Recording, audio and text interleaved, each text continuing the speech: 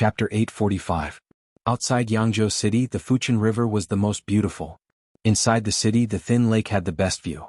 It was already summer, and the lake was covered with lotus leaves. The willow trees by the lake were shady. The House of Red Sleeves song and dance troupe went to the West Hill Divine Palace for the right to light. As usual, they stayed in the Song family's courtyard by the thin lake. The atmosphere was as depressing as before. It was still the fourth steward of the Chui family who came to send out the invitations. This steward did not hide his severed fingers behind his back. Instead, he placed them calmly in front of him, as if he wanted these girls from Chang and to see clearly what kind of harm he had suffered because of them. 3 years ago, the House of Red Sleeves went to the Lank Temple for the Yulan Hungry Ghost Festival. It happened to be Elder Chui's 100th birthday, and the Chui family wanted the House of Red Sleeves to present a lost song. Ning Ke wrote a letter, and this arrogant fourth steward had several fingers broken and was punished with a board many times. As time passed, many things had changed. Today, the Chui family invited the House of Red Sleeves to the Chui Garden by the Fuchin River to celebrate the birthday of the clan leader, Chui Shi. They also asked them to present a song. Xiao Chao, who was calm and proud last time, became more and more low-key now. Qinghe Prefecture was no longer part of the Tang Empire, and the reputation of the academy was not enough to ensure the girl's safety. Xiao Chao looked at the West Hill Divine Palace priest beside her. The priest did not seem to hear anything. Although he was ordered to bring the House of Red Sleeves back to the West Hill Divine Kingdom, it did not mean that he did not want to see these proud Tang girls being humiliated in Qinghe Prefecture. Seeing the young lady in charge of the House of Red Sleeves accept the invitation, the fourth steward of the Chui family smiled with satisfaction. He gently stroked his itchy broken fingers and walked out of the Song family's courtyard with his head held high. On the streets of Yangzhou City, a noise entered the small green curtain sedan. The fourth steward frowned slightly and lifted the curtain. He said in a low voice, "What is young Master Tang doing there?" Ning Ke and Wang Jinglu returned to Yangzhou City. They wore straw hats and looked like ordinary people. They were not eye-catching and did not arouse anyone's suspicion. Walking on the street, Ning Ke suddenly stopped and looked up at the signboard with the words Qinghe Post Office written on it. He could not help but remember that this place used to be called the Tang Post Office, and Sang Sang had sent a banknote to the city of Wei here. Before he had time to sigh, his attention was attracted by the noise on the street. He and Wang Jinglu walked over to take a look and saw that the crowd was surrounded by several young men dressed like scholars. One of them was saying something loudly, while the others were glaring at the armed forces of the warlords who were maintaining order. After standing in the crowd and listening for a while, Ning Ke found out that the young man who was speaking loudly was a disciple of a side branch of the Chui family. Child Chui waved his arms and looked at the arrogant people of Yen and South Jin Kingdom. He shouted angrily, "Why should we Tangs allow foreigners to be arrogant in our land? Why was the deacon who injured the girl last night sent out of Yangzhou City today?" Those descendants of the clans who were wielding their sabers were somewhat displeased. There were also people in the crowd who angrily refuted his opinion. In the end, the debate naturally turned to whether the people of Qinghe were Tangs or not. What blasphemy against Haotian! This is all a one-sided statement from the West Hill Divine Palace. Who can prove it? I Chui Huaxing was born a Tang and have been proud for more than 20 years. Now you say that I am not a Tang and want me to be a lowly dog like the people of South Jin Kingdom and Yen. Why should I agree? The crowd gradually quietened down. Ning Ke looked on coldly and realized that Chui Huaxing and the young men beside him were all descendants of the clans. He confirmed that there were indeed many people in Qinghe County who were loyal to the Tang Empire, especially those who were not blinded by the mossy walls. At this moment, the crowd gradually parted and a small sedan with green curtains walked in. The fourth steward of the Chui clan lifted the curtain and got off the sedan.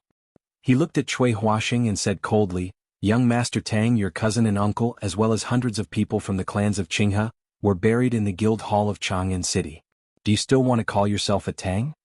Chui Huaxing saw that it was this person and was stunned at first. Then he said with a pale and sorrowful face, "My wife's family, the Chiu family, was annihilated by you last autumn.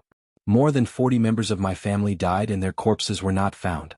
Even my nephew, who was only 4 years old, was killed by you. My brother, who was the prefectural secretary, was beaten to death by you with rods. According to your opinion, if I still call myself a descendant of the clans of Qinghe, how can I face them?" The fourth steward's face became increasingly gloomy and he said, "Young Master Tang, you should know that this is the wish of Qinghe for 1,000 years. There is no turning back now that things have come to this. Why are you so stubborn?" Cui Huaxing shouted sternly, I am stubborn. What can you do to me? Qinghe today is a land without a country and without laws. Can you punish me for my crimes? The fourth steward said coldly, even if there are no laws, there are still clan rules. Someone tie young Master Tang up and send him to the ancestral hall for the clan to deal with. As soon as he finished speaking, several people rushed out from the crowd and kicked the young men to the ground. They tied them up tightly with hemp ropes and lifted them up on wooden rods. They walked towards the clan ancestral hall outside the city. It was still the beautiful Fuchin River. It was only then that Ning Ke realized that there were many cages made of bamboo by the river. They were probably used to drown pigs. Over the years, countless men and women had drowned in the beautiful Fuchin River. Who knew how many souls had died in the gentle and beautiful water plants in the river? He stood by the river and looked at the water plants. He listened to the sounds of rods and the cheers of the people coming from the ancestral hall of the Cui family. His expression did not change. After a long time he turned around. There were nearly 1,000 people surrounding the ancestral hall. Cui Huaxing was dressed in white. His face was pale and his body was covered in blood. He hung on a pole outside the ancestral hall and seemed to be dying at any moment. Wang Jinglu walked back to his side. Ning Ke said, cheering doesn't mean that everyone agrees with the Cui family's punishment. It's just that Cui Huaxing is usually a high and mighty playboy. Today he was stripped of his clothes and beaten to such a miserable state. The onlookers are naturally happy. Wang Jinglu was startled and said, I've heard some news. Cui Huaxing is indeed a legitimate descendant of the Cui family. He married Qiu Fangwu, the youngest daughter of the Ruyang Zhizhou. On the day of the rebellion, the Qiu family was destroyed by the rebel army. Qiu Fangwu was at her maiden home and died on the spot. Ning Ke said, the so-called popular sentiment must be stabilized before it can be won over. The Cui family did not hesitate to let their own descendant die to silence the people of Qinghe County. Wang Jinglu asked softly, if that's the case, should we save him? Ning Ke said, this person loves his wife very much. It's painful for him to live now. Wang Jinglu said, at least he shouldn't suffer while he's alive. Ning Ke said, there are still 2 people in the knowing destiny state by the Fuchin River. I won't take the risk for this person. Of course, if he can survive this time, he might be of some use in the future. After saying this, he turned and left the ancestral hall. He looked at the other side of the Fuchin River and sensed the faint fluctuations of the array intent coming from the manors. He thought to himself that it was indeed a place with a longer history than the academy. Its heritage should not be underestimated. There were 2 people in the knowing destiny state by the Fuchin River. This did not make him feel afraid. However, if he were to fight, it would be a big commotion. Then everyone would know that he had left Chang'an. At least before entering the West Hill Divine Kingdom, he could not let anyone know that he had left Chang'an. Otherwise, all the powerful cultivators in the world would try to kill him. After all, he had signed an agreement with the West Hill Divine Palace to ensure the safety of Qinghe County. If he killed too many people here, the Divine Hall would not tolerate it forever. Before the Academy dealt with the drunkard and the butcher, the 2 swords hanging over the Tang Empire, there were many things that he could not do. However, there were some things that he could and should do. As Yang Erxi said, if the Tangs went to Qinghe County now, what else could they do other than kill people? Ning Ke did not enter Yangzhou City this time. He stood in the woods outside the road and looked at the official on the white horse in silence. The official was very young, elegant, and calm. He was accompanied by dozens of subordinates and soldiers. He did not forget to wave to the people of Qinghe County on the road, which attracted a burst of cheers. In Ning Ke's eyes, this young official was very funny. This was because he was wearing the official uniform of the Tang Empire. Only some details were changed which made him look a little funny. Moreover, Ning Ke had always thought that this person was funny because his name was Zhong Dajuan. On the day of the rebellion he made the most contribution. He is also the son of the governor of Yangzhou City, so he received many benefits after the incident. If Qinghe County declares to be a nation, he will probably be conferred a title. Wang Jinglu looked at Zhong Dajuan and said, the more contributions he made during the rebellion, the more Tangs he killed. All the officials of Yangzhou City were tricked into the governor's mansion by this person and then killed by the assassins lying in ambush. Ning Ke looked at Zhong Dajuan's hand that was holding the reins and said, I will leave after I kill him. Make preparations in Yangzhou City. I will be back in a month at most. There was a dilapidated temple outside Yangzhou City. It was the only temple there. 2 monks suddenly came to the dilapidated temple. One of them had a dark complexion and a tranquil and extraordinary bearing. The other monk was blind and had a dejected and silent demeanor. Ning Ke followed the twilight into the dilapidated temple. He looked at the dark-skinned monk and smiled slightly. He said, "Senior brother, long time no see." This monk was the current abbot of the Lank Temple, Monk Guanhai. Monk Guanhai looked at him and sighed. He said, "Everyone in the world is waiting for you to come out of Chang'an City so that they can kill you. Who would have thought that you would actually come out?" Ning Ke said, "Senior brother has been cultivating in seclusion for the past few years. Didn't you also come out of seclusion?" Monk Guanhai said, "The West Hill Divine Palace is going to hold a right to light. Someone from Hua Mountain has to go." Ning Ke said, "I want to go and watch the fun too." Monk Guanhai only then knew that he was going to West Hill. He was so shocked that he did not know what to say. Ning Ke looked at the back of the temple and asked, "How is he recently?" "It's a little late. 3 chapters tomorrow. To be continued. If you like this work, please come to Chidian.com to vote for me. Your support is my greatest motivation." Chapter 846. Ning Ke used a talisman to set up a bounded domain in the dilapidated temple. He did not have to worry about the voices in front of the temple being transmitted to the back of the temple. Even so, he still paid attention to his voice and did not want the blind monk to hear him. Monk Guanhai sighed and said, "He was expelled from Chang'an and has been wandering around the world. Although his cultivation state is still there, his eyes cannot see. Naturally, he has had a hard time. The year before last, he wandered to the Hua Mountain and was found by the monks in the temple. Since then, he has been cultivating with me in the Lank Temple." Ning Ke looked at the back of the temple and thought that the father of the perverted monk had been killed by him in the western wilderness. The Xiankong Temple had long expelled him and naturally did not care about his life. He must have had a miserable life wandering in the world all these years.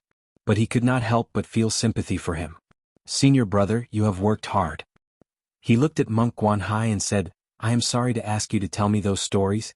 Monk Guanhai sighed and said, "Although he committed many crimes, he is blind and has nothing to do with the world in the temple. Why drag him into the mortal world to be tortured?" Ning Ke said, "If he really had a pure heart, why would he leave the Hua Mountain with you?" Monk Guanhai looked at him and said, "I can understand how the Tangs feel. But if you want to do something, why do you have to ask others? Why did you have to do this?" Ning Ke said, "Yes, it is indeed meaningless for senior brother to bring him here. It is just an excuse. The academy does not want to give Haoyan Taoism an excuse, and I need an excuse to convince myself to do something." Monk Guanhai sighed and said, "Back then even the headmaster could not see which path you would take in the future. Now it seems that I am a little worried." Ning Ke said, "Master entered Qishan. How could he not know that I would take the wrong path?" Ning Ke walked into Yangzhou City under the cover of the night. He came to the outside of the mayor's mansion and looked at the green bamboos sticking out of the courtyard wall. After a moment of silence, he bent his knees slightly and jumped to the top of the wall. He stretched out his right hand like lightning and grabbed the not-so-smooth bamboo. He slid into the mansion silently like a thin piece of cloth. At this time, Wang Jinglu had already left and was probably making preparations by the Fuchin River. He was the only one who entered the mayor's mansion. He did not use any talismans, nor did he hold a knife. He only relied on his incredible physical strength to easily enter the deepest part of the mayor's mansion. No one could find him. In terms of cultivation state, he was now a powerhouse in the knowing destiny state. But his real strength was mainly the devil's body after cultivating the Great Spirit and his identity as a divine talisman master. In Qinghe Prefecture, except for the 2 knowing destiny powerhouses from the aristocratic families, no one could pose a threat to him. This also meant that no one in Yangzhou City could stop him from doing what he wanted. Not long after, he carried Zhong Dejun out of the back garden. Zhong Dejun didn't lose consciousness, but he couldn't speak. His pale face was full of fear. Ning Ke casually walked to the courtyard wall as if he was carrying a bag of trash. He waved his arm and threw Zhong Dejun over the wall. There was a muffled thud and then he jumped out. Some blood was spilled on the street outside the courtyard wall. Zhong Dejun's face became even paler, and his facial features twitched painfully. Some of his bones were probably broken, but he still couldn't speak. Even at this time, he still didn't know who had quietly sneaked into the mansion and restrained him. Coming to the rundown temple outside Yangzhou City, Ning Ke threw Zhong Dejun to the ground and poured a bowl of herbal tea to drink slowly. Zhong Dejun found that he could move his hands and feet. The first thing he did was not try to escape, but to cover his painful chest and cough out the blood that had been stuck in his throat for a long time. Because of the pain and fear, His forehead was covered with soybean-sized beads of sweat. He wiped the sweat with his trembling arms and forced himself to calm down before he dared to see what the person looked like. Zhong Dejun was a descendant of a prominent family in Qinghe City. He was born with a golden key in his mouth and had a smooth life. He made great contributions in the rebellion last year and was even more powerful. If he had any regret in his life, it would be Ning Ke, his former classmate in the academy. So of course he remembered Ning Quebec. Even if Ning Ke turned into ashes, he would still recognize him. How could he forget the person who had brought him endless humiliation? What made him feel even more humiliated was that he couldn't hate Ning Ke when he saw him again after such a long time. It had nothing to do with the pain in his body. It was only related to fear and despair. Even if he was famous in Yangzhou City, how could he be compared to Mr. 13 of the academy? The confrontation between Prince Longqing and Ning Ke might be a good story from another perspective. But if people knew that he had secretly hated Ning Ke for many years, they would definitely laugh at him endlessly. Just like what Zhong Dejun had thought with unwillingness, self-mockery, helplessness and despair in countless nights in the past few years, Ning Ke had basically forgotten the small stories in the academy. He didn't know that Zhong Dejun hated him so much, but he really hated Zhong Dejun. Zhong Dejun sat up with difficulty and looked at Ning Ke's back in front of the broken Buddha statue. He opened his mouth and wanted to say something, but he didn't know what to say. Would it be useful to beg for mercy at this time? Ning Ke turned around. Zhong Dejun asked in a trembling voice, "What are you going to do?" Ning Ke looked at him without saying anything. His eyes were calm and emotionless. Seeing Ning Ke's eyes, Zhong Dejun knew that he would definitely suffer a lot today. He might even die. But he didn't understand why Ning Ke would do this. "Why?" he asked. Ning Ke still didn't say anything. He just looked at his eyes quietly. Zhong Dejun saw the killing intent in his eyes. He saw the blood in the defense mansion that day and the unwilling eyes of the Tang officials who were killed by knives and axes. His body began to tremble violently. The desire to survive overwhelmed his fear. He clenched his fists tightly in front of his chest and shouted in a hoarse voice, "The academy signed the contract. You can't kill me." Ning Ke still didn't say anything. Zhong Dejun knelt in front of him and spread out his hands. He tried his best to explain, "I'm just following orders. Besides, I'm just a nobody in Qinghe Prefecture. If you want to kill people to establish your authority, there's no point in choosing me. What's more, if people know that you've left Chang'an, the powerhouses of Haotian Taoism will come to kill you. Why do you have to take such a risk for a nobody like me?" Ning Ke looked at him quietly and didn't say a word. Zhong Dejun was desperate and shouted in horror, "When you killed people in the guild, you didn't sign the contract. But if you kill me now, it's a provocation to the Divine Hall. The Divine Hall wants the whole world to submit to us. How can we allow this to happen? Do you want to start a war again? What on earth do you want to do?" It was unusually quiet in the ruined temple. Only Zhong Dejun's screams kept ringing, echoing between the broken Buddha statue and the dirty old curtains. This strange feeling was driving him crazy. He slapped the dusty ground desperately and explained the reason why Ning Ke couldn't kill him in a hoarse voice. He belittled his identity and made the most painful confession and the craziest insults just to save his life. "You're scaring me, aren't you?" Zhong Dejun looked at Ning Ke, his face full of snot and tears. He laughed like a madman and said, "You can't kill me, so you want to scare me crazy?" He seemed to have grasped the key point of this matter. He waved his arms excitedly and shouted, "I understand. You're scaring me. I, Zhong Dejun, will not be scared by others." Hearing this, Ning Ke smiled and left the ruined temple. Looking at the tightly closed temple door, Zhong Dejun's face was full of astonishment. His arms were still in the air and he had no idea what was going on. Why did Ning Ke just leave like this? At this moment, a voice came from behind the temple, "Are you Zhong Dejun?" Just as the voice died away, a monk holding a bamboo stick walked out from behind the temple. He wore a cloth kasaya and slightly tilted his head. His eyes were deep and dark like a hole. Zhong Dejun looked at the blind monk and answered subconsciously, "Yes." Hearing his answer, the blind monk laughed. His laughter was hoarse and loud, hitting the four walls of the ruined temple and shaking the dust off. However, it seemed so resentful. Zhong Dejun felt a little strange and asked, "Who are you?" The blind monk was silent for a moment and said slowly, "I'm Wu Dao." Zhong Dejun felt the name was familiar, but he couldn't remember where he had heard it. Wu Dao walked to Zhong Dejun and squinted his blind eyes.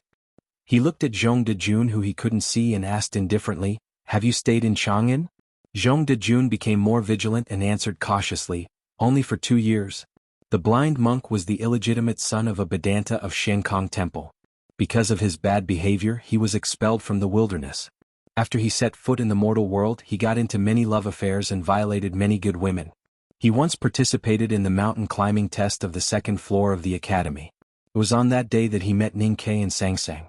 He fell in love with Sang Sang at first sight and wanted to get close to her. However, he was first expelled by Master Yen Sei and then blinded by the great divine priest of light. Since then he had become a useless person. He was a lascivious monk in the mortal world and had no contact with the cultivation world. He didn't know what had happened in the cultivation world. After he was blinded, he wandered around the world and went to the Lang Temple to meditate in seclusion. Gradually, he forgot the past and the stories that senior brother Guanhai told him. He even almost forgot what the little girl looked like. However, he never forgot the name that person said on the mountain road. The Academy Zhong de Jun. He didn't hear the whole conversation between Ning Ke and Zhong de Jun.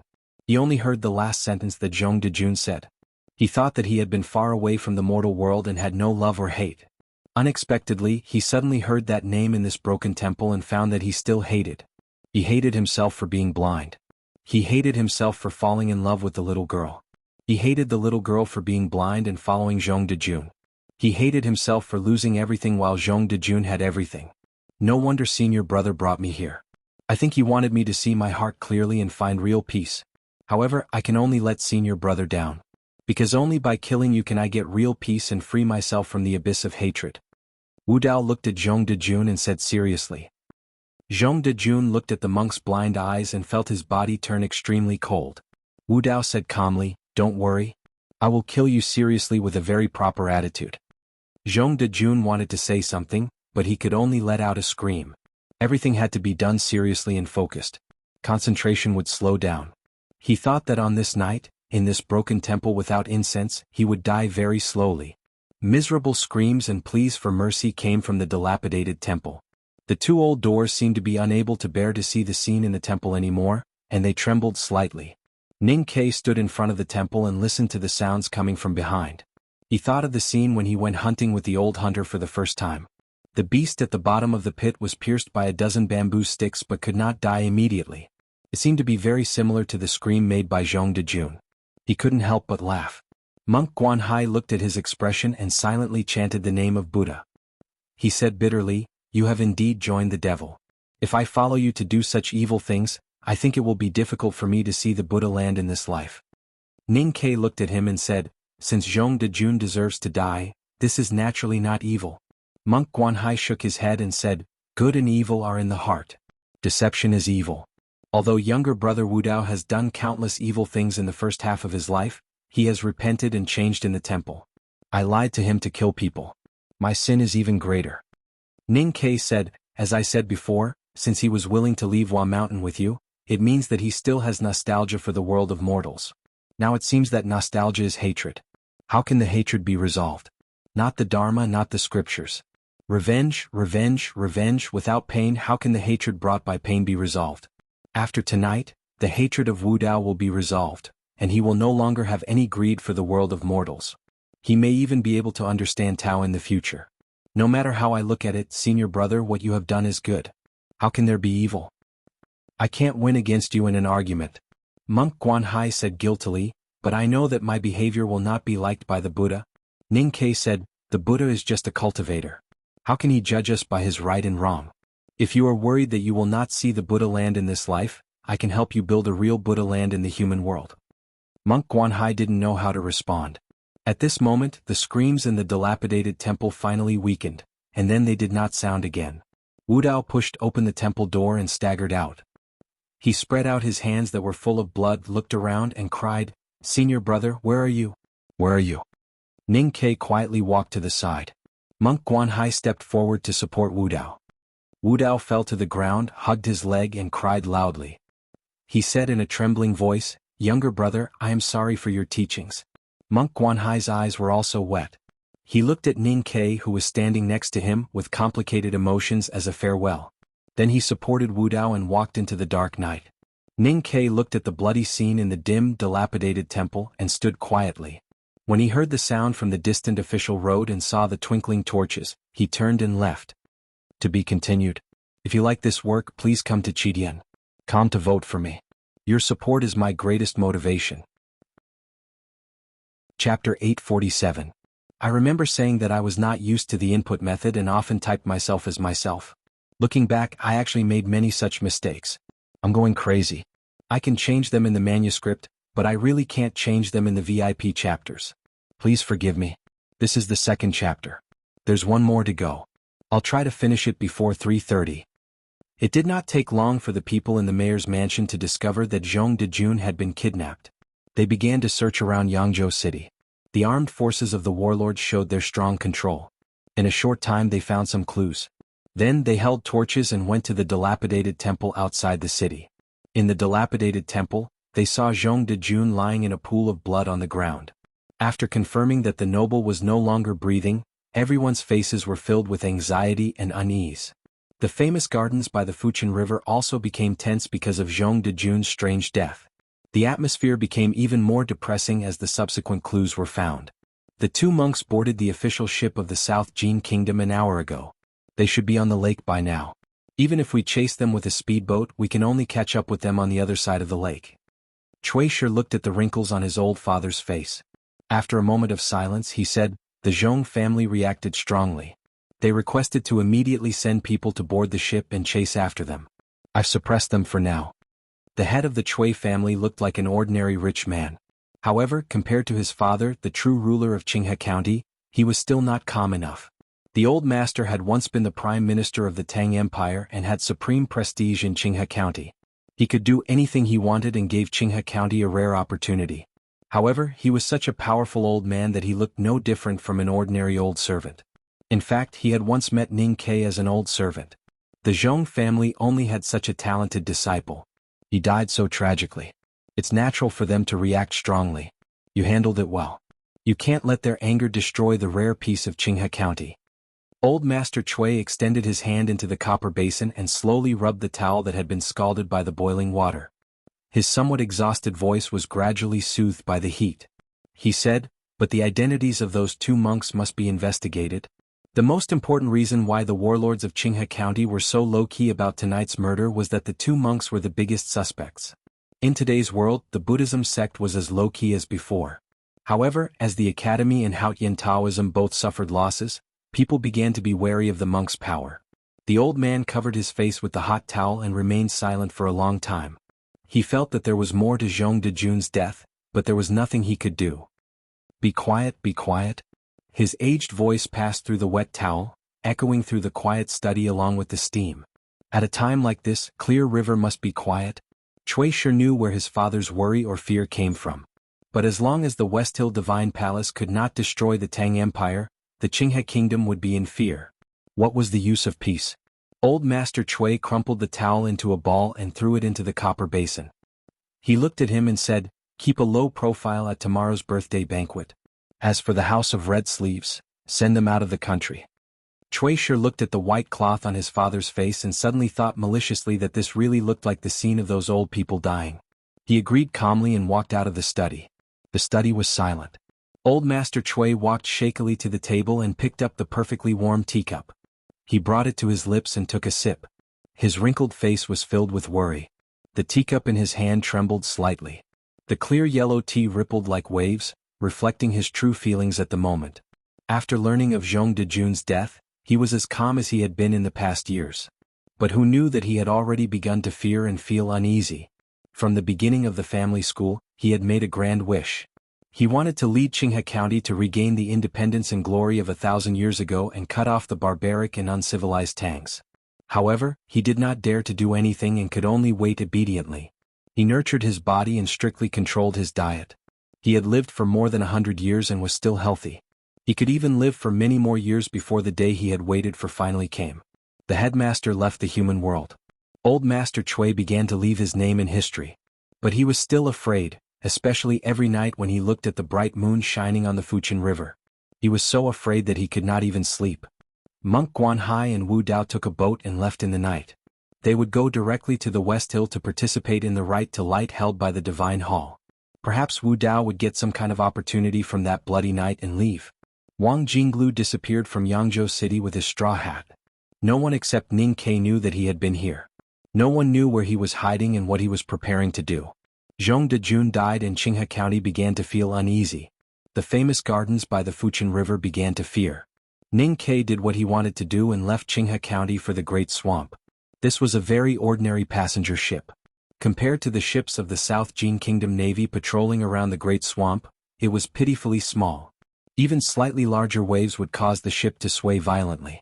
This kind of passenger ship was very slow. It would take 2 days to cross the Great Swamp. The people who took this kind of ship were naturally ordinary people who had no money. The seemingly boundless Great Swamp, the rapidly dulling lake scenery, coupled with the unpleasant smell in the cabin where there was nowhere to hide, caused these people who were already somewhat numb to become even more numb. Only the sound of vomiting from time to time could let people know that this was a group of living people. Ning Ke sat at the end of the ship and did not go to the cabin to squeeze out a place to sleep with those people. The 2-day journey was not difficult for him. If he was not afraid of attracting attention, he would not even need to eat. The wind on the lake was very strong and there was a lot of moisture in it. He sat at the end of the ship and looked at the white foam on the surface of the lake. He did not feel poetic, but only silently thought about something else. His psyche power was feeling between heaven and earth. He did not want to alarm the cultivators in the South Jin Kingdom Navy. He was precisely controlled to the lake surface behind the boat, and some of it fell into the lake. On that windy and snowy day, he wrote that character on the snowy street and slashed thousands of times. From that moment on, even the drunkard and the butcher did not dare to step into Chang'an. However, he could not be trapped in Chang'an forever. He did not want to be a prisoner of Chang'an, especially after the news from Peach Mountain. He knew that he had to leave. If the world knew that he had left Chang'an, he would be greeted with endless assassinations. He might even see that flagon swaying in the lake wind on the ship the next moment. He needed to be able to write that character outside of Chang'an. However, people in the world today were as numb as the passengers on this passenger ship. They faced things that they could not escape with silence. Who could be the same as him? How could he write that character if there was no one else? Ning Ke looked at the seagulls on the lake and held the handle of the iron cutlass with his right hand. He thought about this question silently from day to night, and then to the morning light that shone on the lake. Still nothing. To be continued. If you like this work, please come to Chidian.com to vote for me. Your support is my greatest motivation. Chapter 848. For cultivators, danger was often an opportunity. The greater the danger, the more likely it was for them to break through the realm. Master Huang Yang was enlightened when he encountered the horse gang in the western wilderness. The Abbey Dean entered the legendary state of tranquility in front of thousands of knives in Chang'an. It was a risk for Ning Ke to leave Chang'an. But he had to come. He wanted to master the human talisman through this journey. The beauty of the lake and the influence of nature, the various states of the people in the cabin, and the contemplation of eating and sleeping all made him vaguely moved, but he was unable to put it into practice. 2 days and 1 night later, the passenger ship anchored at the pier of the South Jin Kingdom. The people in the cabin carried their luggage ashore and passed through the sharp shouts of the hawkers in the South Jin Kingdom before disappearing into the crowd. Since Wang Jinglu was not by his side, Ning Ke carried the iron cutlass on his back in the box with the iron arrows. It was naturally inconvenient for him to enter the city. He left the official road and climbed a mountain peak where few people visited. He found a mountain stream and took a bath. He caught a gazelle and roasted it to eat. Then he slept peacefully on a tree. Many years ago, when he was still a teenager, he could live freely in the Min Mountain with Sang Sang on his back. Now that he had the Great Spirit, he could kill a tiger with a stone. Life in the wild, which was difficult for ordinary people, was not difficult for him. He could live comfortably. It didn't take long for them to see the outline of the city in the distance. Although it wasn't as magnificent as Chang'an, it was still one of the top cities in the world. Ning Ke became more cautious. He made some changes to his appearance, restrained his psyche power, and covered his snow mountain and ocean of chi with the Great Spirit. Then he walked on the official road. He waited on the official road for a long time and found the carriages of the prince's mansion. He quietly put the cutlass and arrows in the carriage and followed the carriages into the city. The reason why he was so cautious was not because it was the capital of the South Jin Kingdom, Lingang. There were many powerhouses in the city, and there was an array on the city wall. It was because there was a lonely mountain not far from the capital. The sword garret was in that mountain. Ning Ke was confident in his current state, but he did not think he could withstand Liu Bai's sword for even a moment. He followed the caravan into Lingang City.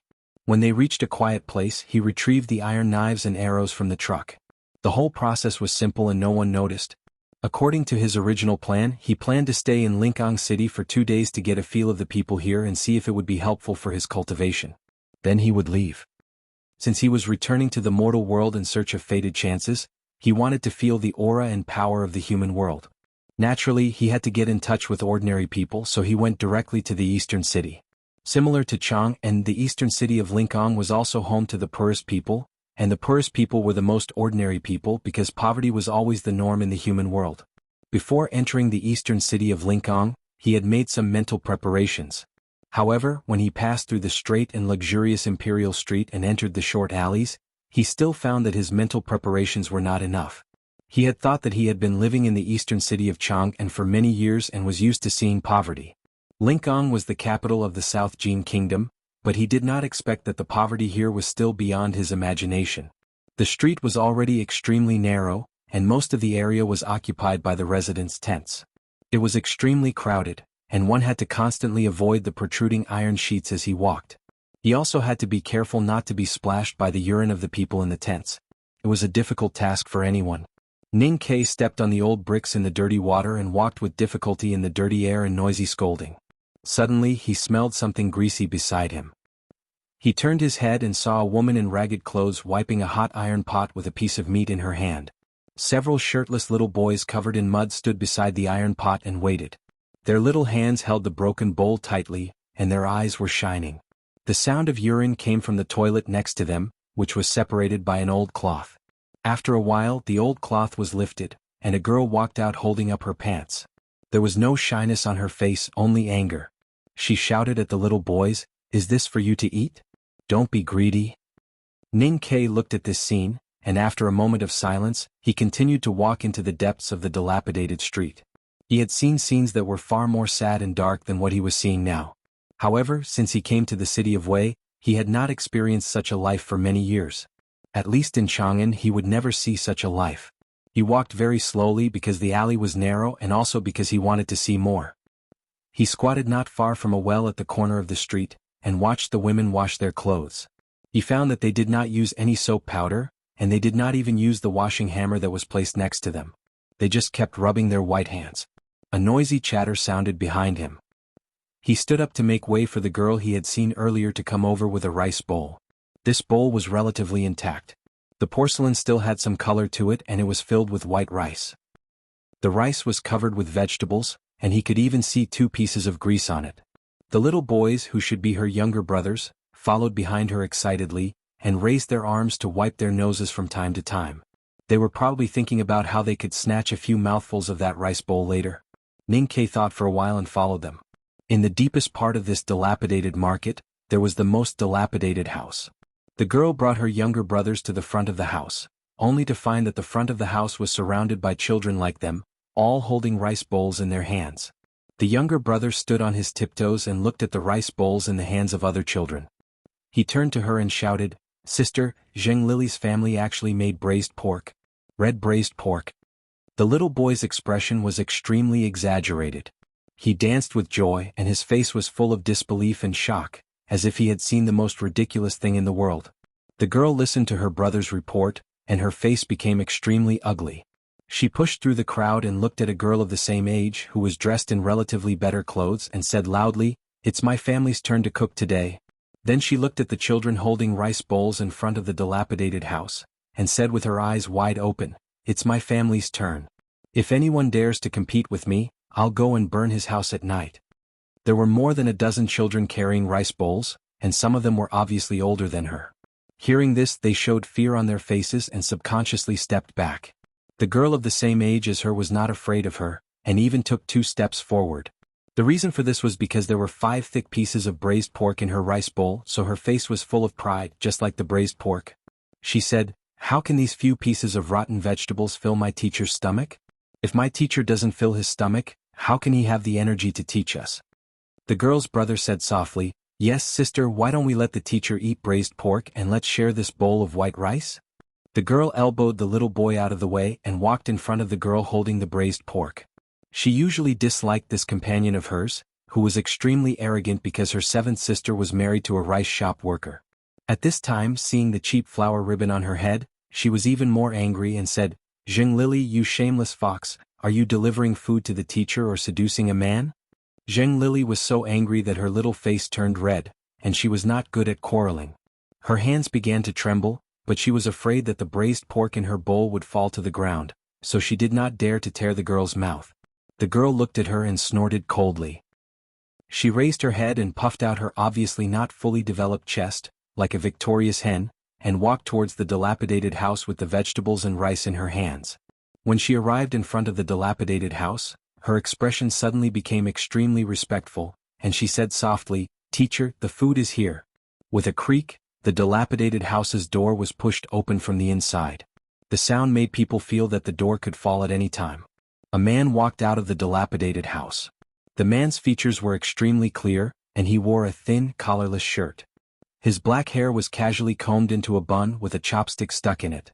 His expression was calm and natural. He looked at the children outside the house with bowls of rice in their hands, and the hopeful expressions on their faces. He could not help but smile bitterly and said, "Go back and tell your parents that we agreed to take turns eating. If you still insist on doing this, then I have no choice but to leave this place." Hearing that the man wanted to leave, the children looked as if they had heard the most terrifying thing. They hurriedly put the bowls of rice they had raised high into their arms, not knowing what to do next. Very naturally, all the children looked at Zheng Lili, because on the rice that her family delivered, there was braised pork.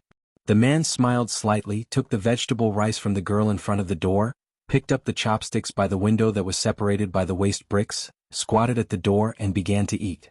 The girl stood proudly beside him, her little hands behind her back, looking extremely proud. Seeing that the children still refused to go home, the man said with a wry smile, "What are you waiting for? Hurry up and finish the food in your bowl. Class will start soon." Hearing this, the children looked at each other and then burst into cheers. It should be known that the food in their hands was much better than what they usually ate, and they had been craving it for a long time. Only Zheng Lili did not eat the rice in her bowl. She walked in front of the man, looked at him with tears in her eyes and said, "Teacher, just eat a piece of meat, just eat a piece of meat."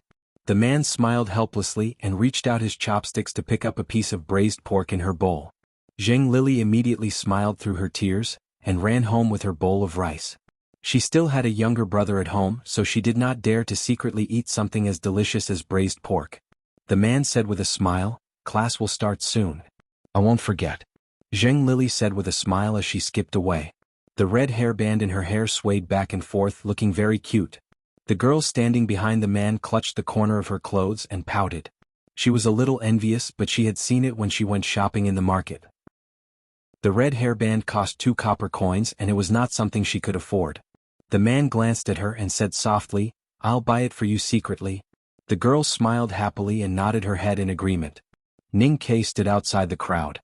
He looked at the dilapidated house, the children who came to deliver food, and the man who walked out of the dilapidated house. He was extremely shocked. He had seen this man before. At that time, the cold wind of the Hulun Sea was howling, and countless powerhouses had gathered. Even the eldest brother could not completely overshadow this man's brilliance. This man, whether he appeared in the Westhill Divine Palace, the front gate of the Devil's Doctrine, the palace of the secular world, or the ancient Lank Temple, was so proud because he was the world wayfarer of Haoyan Taoism, Yisu.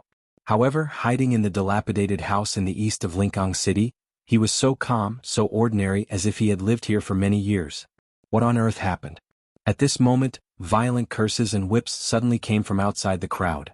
A priest, under the protection of more than 10 guards, walked to the old house. The priest looked at Yisu, who was holding a bowl of rice, and asked coldly, "Who allowed you to teach here?" To be continued. If you like this work, please come to Chidian. Come to vote for me. Your support is my greatest motivation. Chapter 849. The priest was fat and wore a robe made of silk. When he spoke, he covered his nose with his fingers.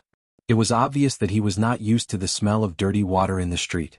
Yisu asked, "Do I need permission to teach in Lingang?" The priest said coldly, "No one will care if you teach these children to work.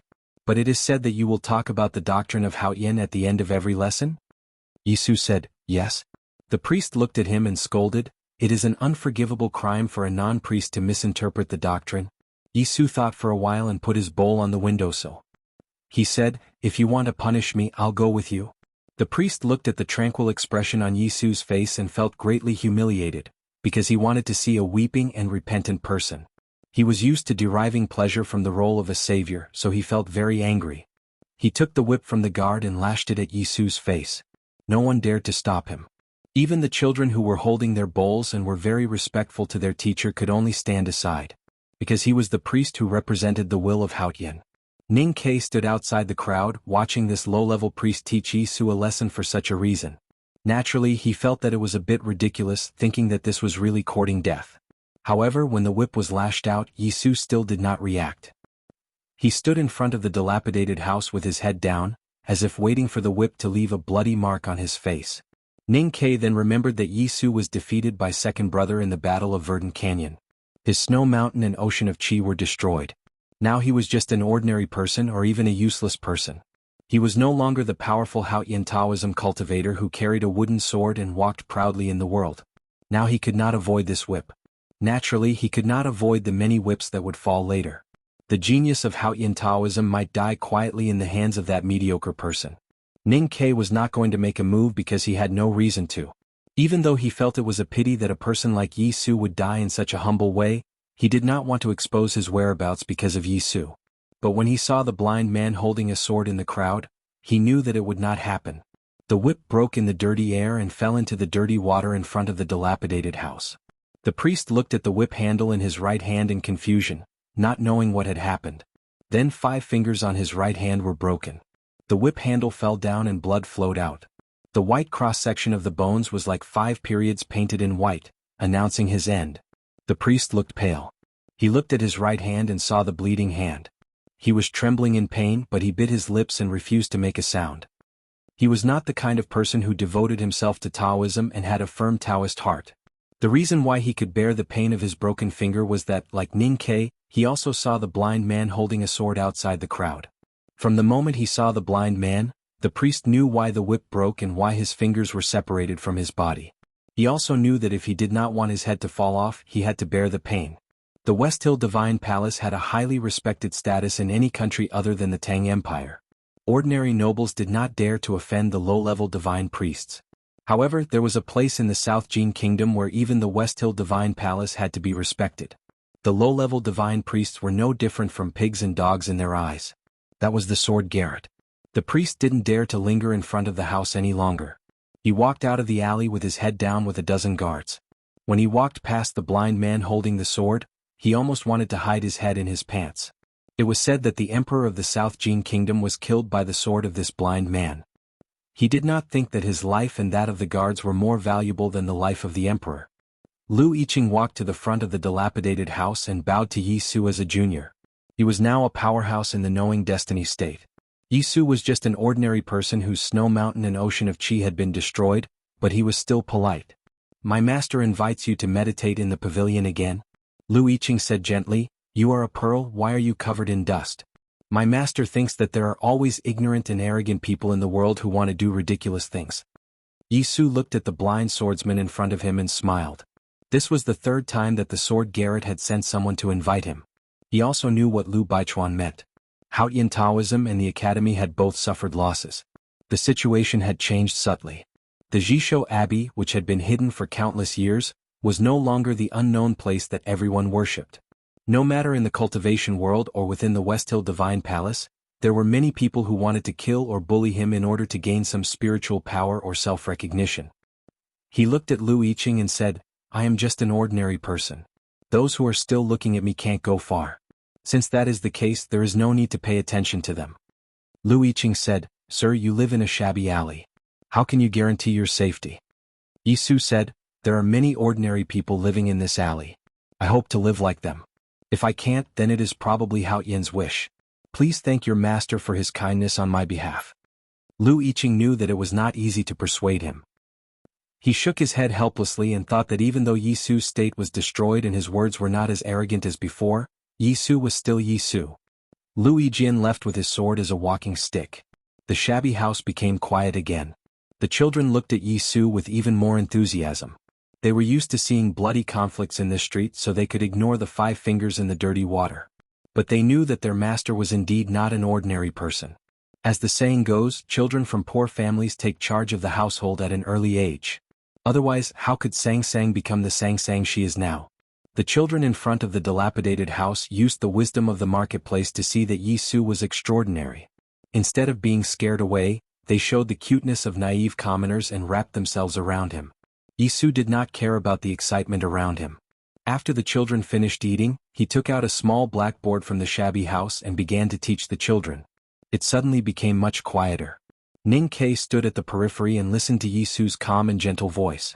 Watching him patiently explaining to the children, he suddenly felt that he saw the shadow of his eldest brother in Yi Su. The content of Yi Su's lesson surprised him. It had nothing to do with cultivation. At the beginning he was talking about a way to weave hair flowers. Then he began to draw pictures and taught the boys how to do carpentry. It was not until the end of the lesson that Yi Su talked about a simple doctrine. Ning Kei did not understand.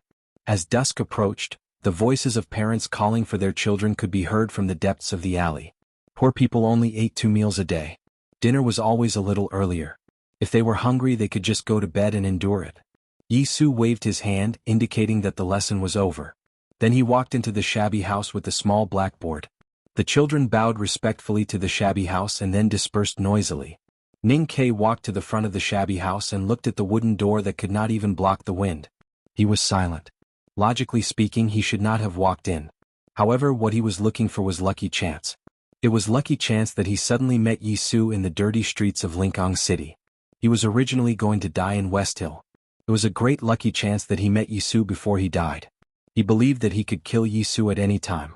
He took 2 steps forward and raised his hand to knock on the door. "Come in," Yi Su said in the shabby house. Ning Kei pushed the door open and walked in.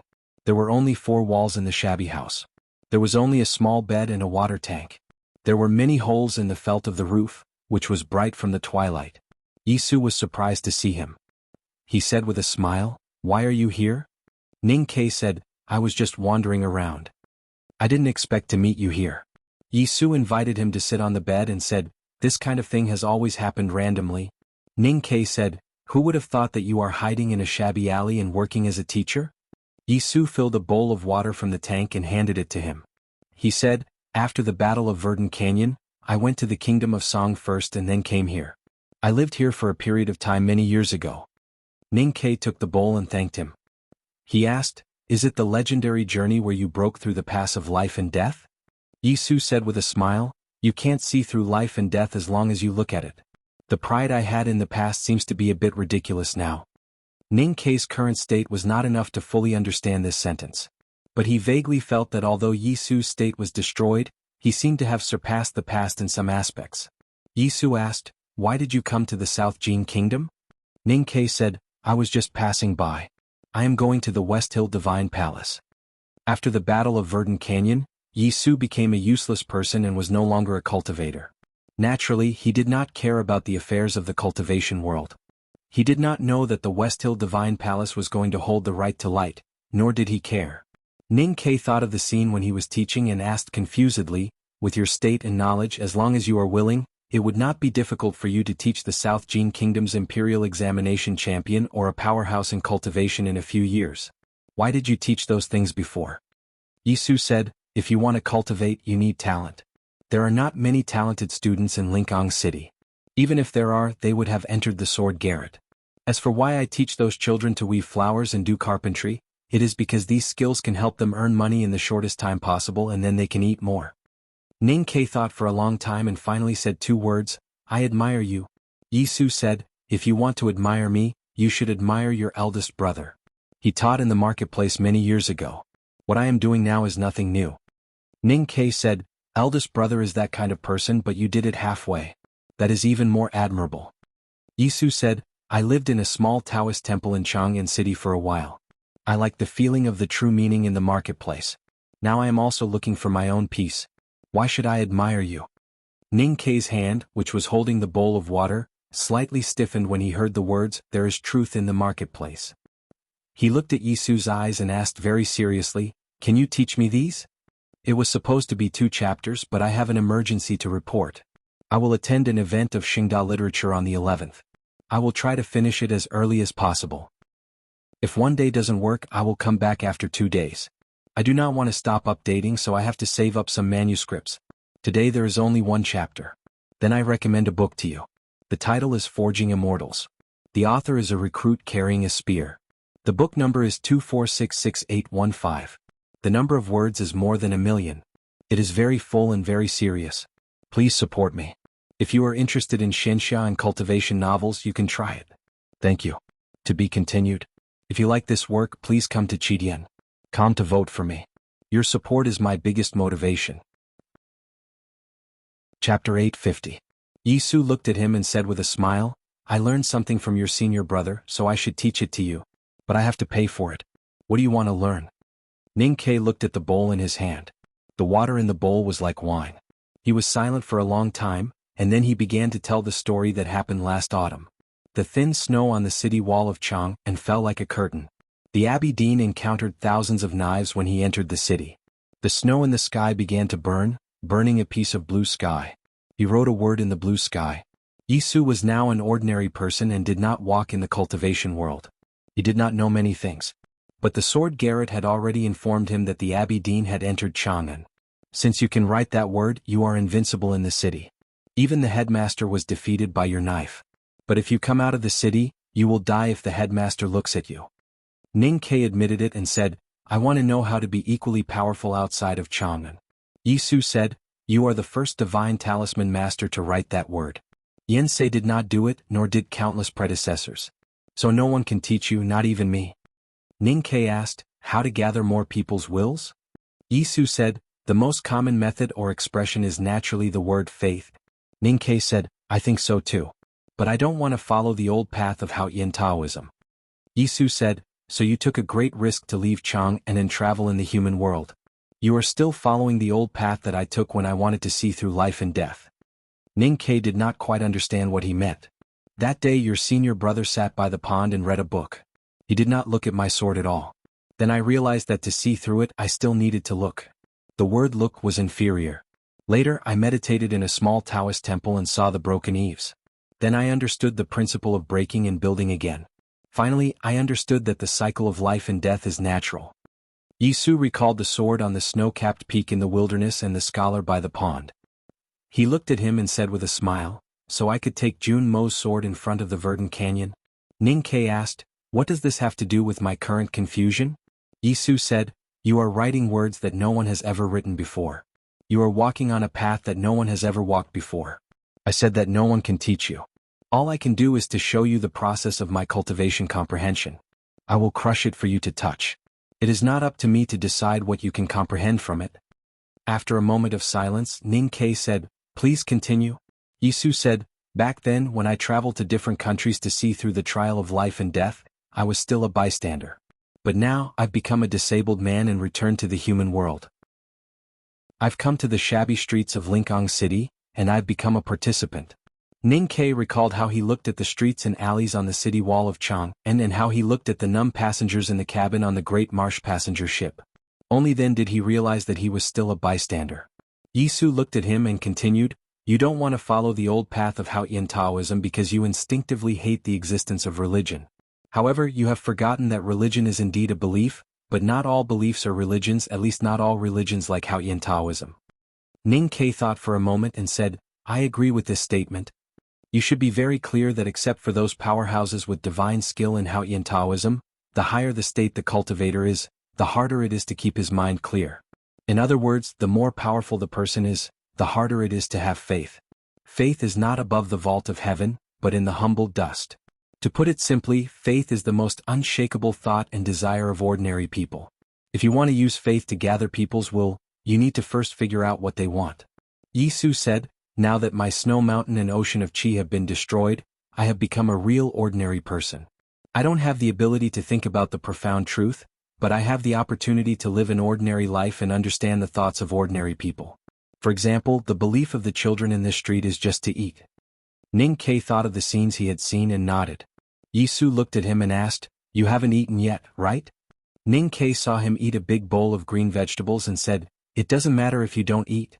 Yisu said, see, this is where you are different from ordinary people. Ning Ke understood what he meant and asked, do you have noodles at home? The dilapidated house was really bare. Although there was an old pot and stove, it was extremely difficult to find rice and noodles. Fortunately, Yisu was now very respected in the street, so someone brought a bowl of plain noodles to him after a while. Ning Kei finished the soup and noodles and put the bowl and chopsticks on the windowsill. Suddenly, he thought of something and asked, "Since you want to live an ordinary life, why do you need those children to send you food?" Yisu's answer was very simple and very convincing: "I can't cook."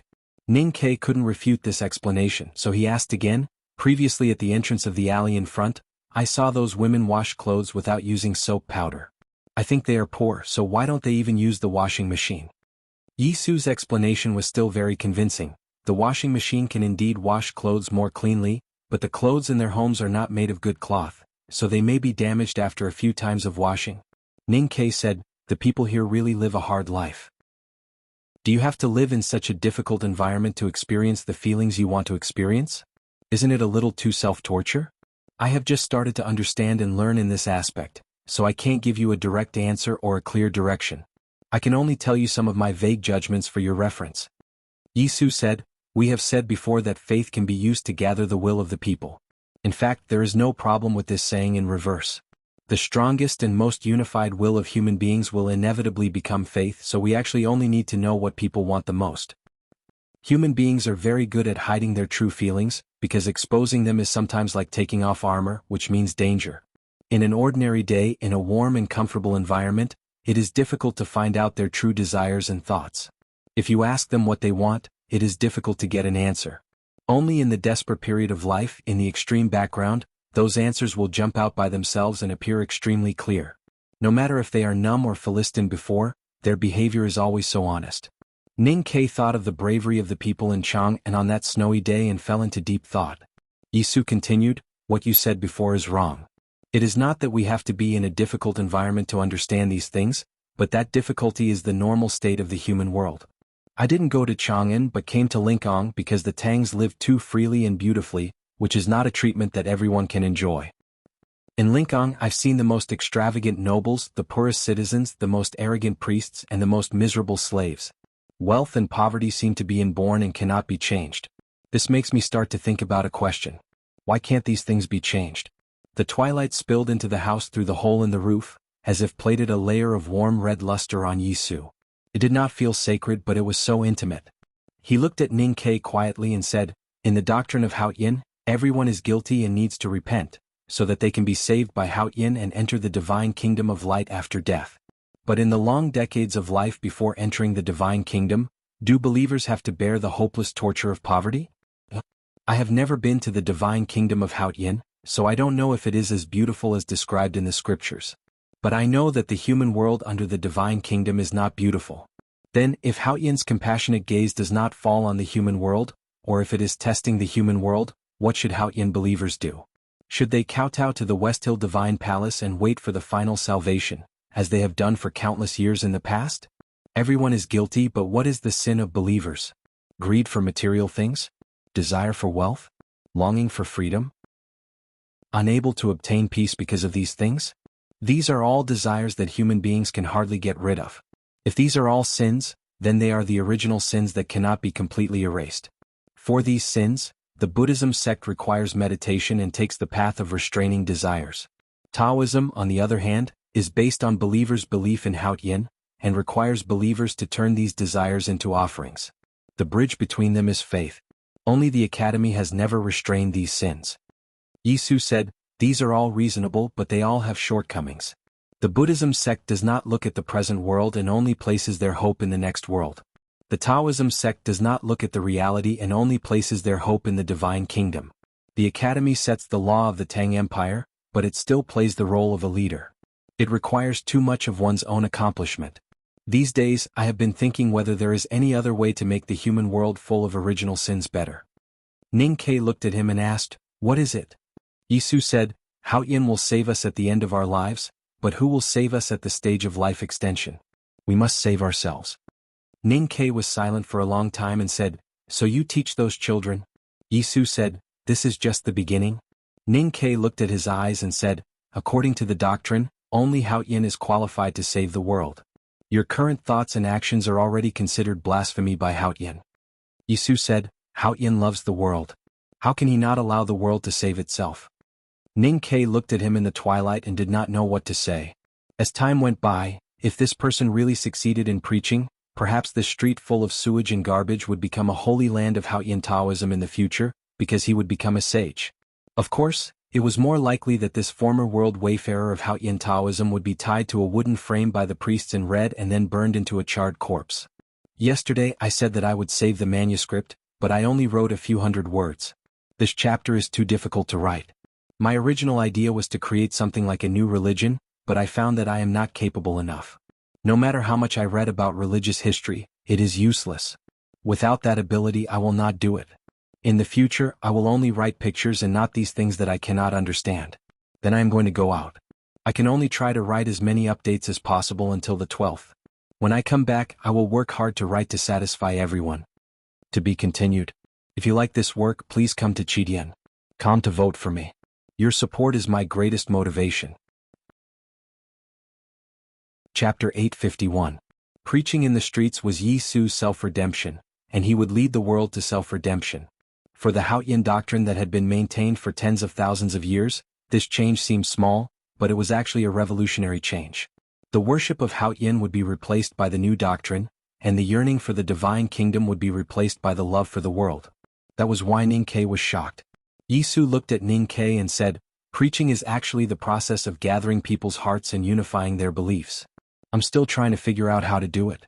There are more precedents in the classics of Haoyan Taoism.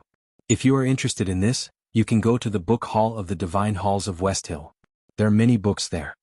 Ning Ke stayed in Lingang and discussed and studied with Yi Su. The more they talked, the more he admired Yi Su. He found that this man who lived in a shabby house was like a whetstone that had been sharpened countless knives. He was gentle on the surface and firm on the inside. There were many rough edges that could not be seen by the naked eye. He ground the scriptures and the classics into powder and turned them into his own ideas. During the discussion these days, Yi Su did not express his opinion on how Ning Ke could write that word. Just like at the beginning, he calmly talked about what he had learned in this life and what he had learned from traveling around the world. Yi Su was well-read and had studied the classics since he was a child. Ning Ke had learned the Taoist theory systematically. During the discussion, Yi Su proposed an interesting hypothesis. If Haoyan was the rule of the world as the headmaster had said, then how did the cold and objective rule come to life and power? He thought it was most likely from the people's belief. Ning Ke thought it was reasonable, but it did not make sense when he thought of the everlasting night that would appear every tens of thousands of years. Apart from the discussion, Yi Su taught the children in the streets every day. He taught them carpentry, weaving, and winemaking. He also told them some stories from the classics. It was midsummer and it rained frequently in Lingang. The street was full of temporary buildings and old houses that had not been repaired for a long time. Under the heavy rain, houses collapsed every day. Yi Su took the children everywhere to save people, helped repair the eaves that had been damaged by the rain, and even began to plan a comprehensive renovation of the street's drainage system after winter. Because the disciples of the sword Garrett would come occasionally, Ning Ke seldom walked out of the shabby house. Naturally, he did not help with these things. He just quietly observed the whole process and gradually learned something. In the end, the rainstorm lasted for 3 days. Just when everyone was exhausted and on the verge of despair, the rain suddenly stopped and the sky suddenly cleared up. Countless cheers resounded in the rain-soaked streets. Yi Su carried the medicine box and walked back and forth between the houses. There were too many mosquitoes after the rain, so he was very vigilant about diseases. Ning Ke emptied the 3 broken bowls in front of the bed and looked up at the sun through the hole in the ceiling. He thought silently, "Why did you suddenly stop crying?" When Yi Su returned to the shabby house, he was already very tired. He handed the bowl of vegetable rice to Ning Ke and said, "I don't feel well today. You eat first." Looking at his pale and thin face, Ning Ke thought that his current body was even weaker than that of an ordinary person. If he persisted in this way, he would probably die before becoming a sage. "I don't want to eat any more." He looked at the porcelain blue sky through the broken roof and said, "I have to go." Yi Su said, "I have nothing else to teach you. You really should leave." Ning Ke looked back at him and frowned slightly. Yi Su smiled faintly and said, "Don't worry. Pity is a delicious poison to you right now. I won't hate you just because you wanted to kill me." Ning Ke thought for a while and said, "I still think it's a pity to kill you." Yi Su said, "If I spread the news that you left Chang'an, then no matter how smart and studious you are, you can only write the word death in the end." Ning Ke said, I hope that you can live, and I think you should also hope that I can live. Yisu asked, why? Ning Ke said, what you are doing and what you will do is very interesting. Of course, you will face very difficult situations in the future, so you should need me. Yisu didn't say anything and just smiled. Ning Ke looked at his eyes and said seriously, you need the Tang Empire and the Academy? Yisu still didn't answer him and said, since you don't want to kill me, then pay the tuition fee before you leave. Ning Ke didn't take it as a joke. He took out a banknote, counted one and handed it over. Yisu took it and saw that it was a banknote with a denomination of 100 taels of silver. He said with a smile, the rumor that you and that person are as greedy as your life seems to be true. Ning Ke said, the tuition fee for those students is just a few bowls of green vegetable rice. Isn't it enough for me to pay 100 taels of silver? Yisu said, a bowl of green vegetable rice with oil dregs is more important to those children than 100 taels of silver to you. Don't forget that it's white rice. Ning Ke thought about it and found it reasonable. He said, then I'll pay more. Yisu said, help me buy something. Ning Ke returned to this street from the market. He stepped on the broken bricks in the sewage and squeezed through the crowded shacks like he was dancing. He came in front of a house. A few muddy monkey-like little boys were holding bowls of sorghum rice and eating happily. His mother stared at the thinning skin tied on the stove and was worried. The curtain in the corner was lifted and the girl walked out with her pants up. She looked at her mother and said, the teacher said that he wants you to buy me a belt. Her mother said angrily, didn't he just cut a cloth belt for you last night? You are wild on the street every day. Even the strongest cloth belt will be broken by you. Where else can I buy one? Ning Ke stopped the girl who looked unhappy and handed the things in his hands to her. The girl was still very young, but she seemed very sensible. She took the things and asked, who are you? Ning Ke looked at the little girl's messy hair and said, I am a friend of your teacher. He asked me to buy this belt and the hair flower that he promised to give you. In Lingang in midsummer, the heavy rain had just stopped and the heat came. The air was so humid that the sewage on the ground couldn't be evaporated in a short time. It gave off an unpleasant smell. Yisu saw Ning Ke off to a secluded place outside the street. Ning Ke turned to him and said, the little girl is very happy. Do you have other ideas? She is Huanzi. She is a girl. Yisu said. Ning Ke said, why so serious? I was just joking before I left. Yisu said, I don't know you very well. Ning Ke said, I know her very well. Yisu asked, who is she? Ning Ke said, your sister. Yisu felt that he had heard the two words before. Then he remembered that he also heard the two words when he asked Mr. First where Ning Ke learned the day sword many years ago in the snow city of Chang'an. People in the academy can be really annoying sometimes. He looked at Ning Ke and said, so I still don't understand why you don't want to kill me. You used to be annoying too. But you are fine now. Although I have never been afraid to kill, I need a reason or emotion to kill. Ning Ke told him what he had done in Qinghe Prefecture and then said, I asked Wu Dao to kill Zhong Dajuan to help Guanhai solve some problems. At the same time, I wanted to intimidate Qinghe Prefecture and vent my anger. Most importantly, I wanted to tie the Buddhism sect, or at least the Lang Temple, to the academy. But when I met you in Lingang, I thought of another possibility. Maybe the future of Haotian Taoism lies in you. Then why should I kill you? Ning Ke didn't go far before he heard the sound of children reading in the street. To be more precise, they were not reading but reciting the method of knitting hair flowers. He turned to look at the street and saw mist rising in the twilight. The sound of children's voices could be heard. He couldn't smell the stench from a distance. He could only see the picture, which was beautiful in a different way. Yisu had integrated some ideas of the Buddhism sect and the academy.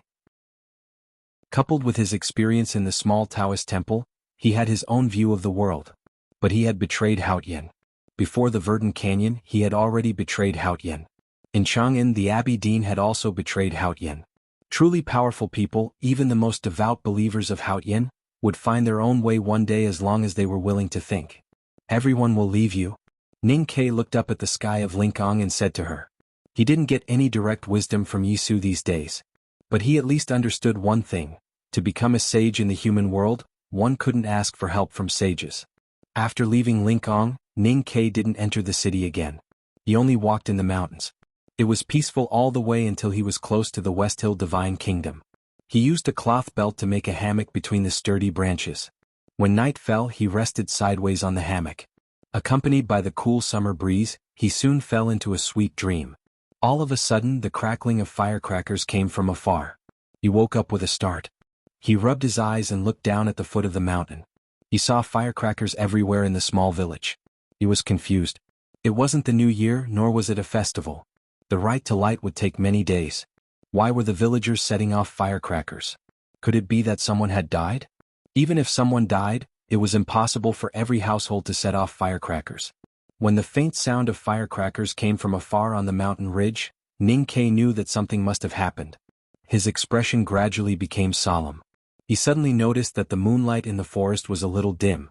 Or maybe it was just a little dim compared to the usual moonlight.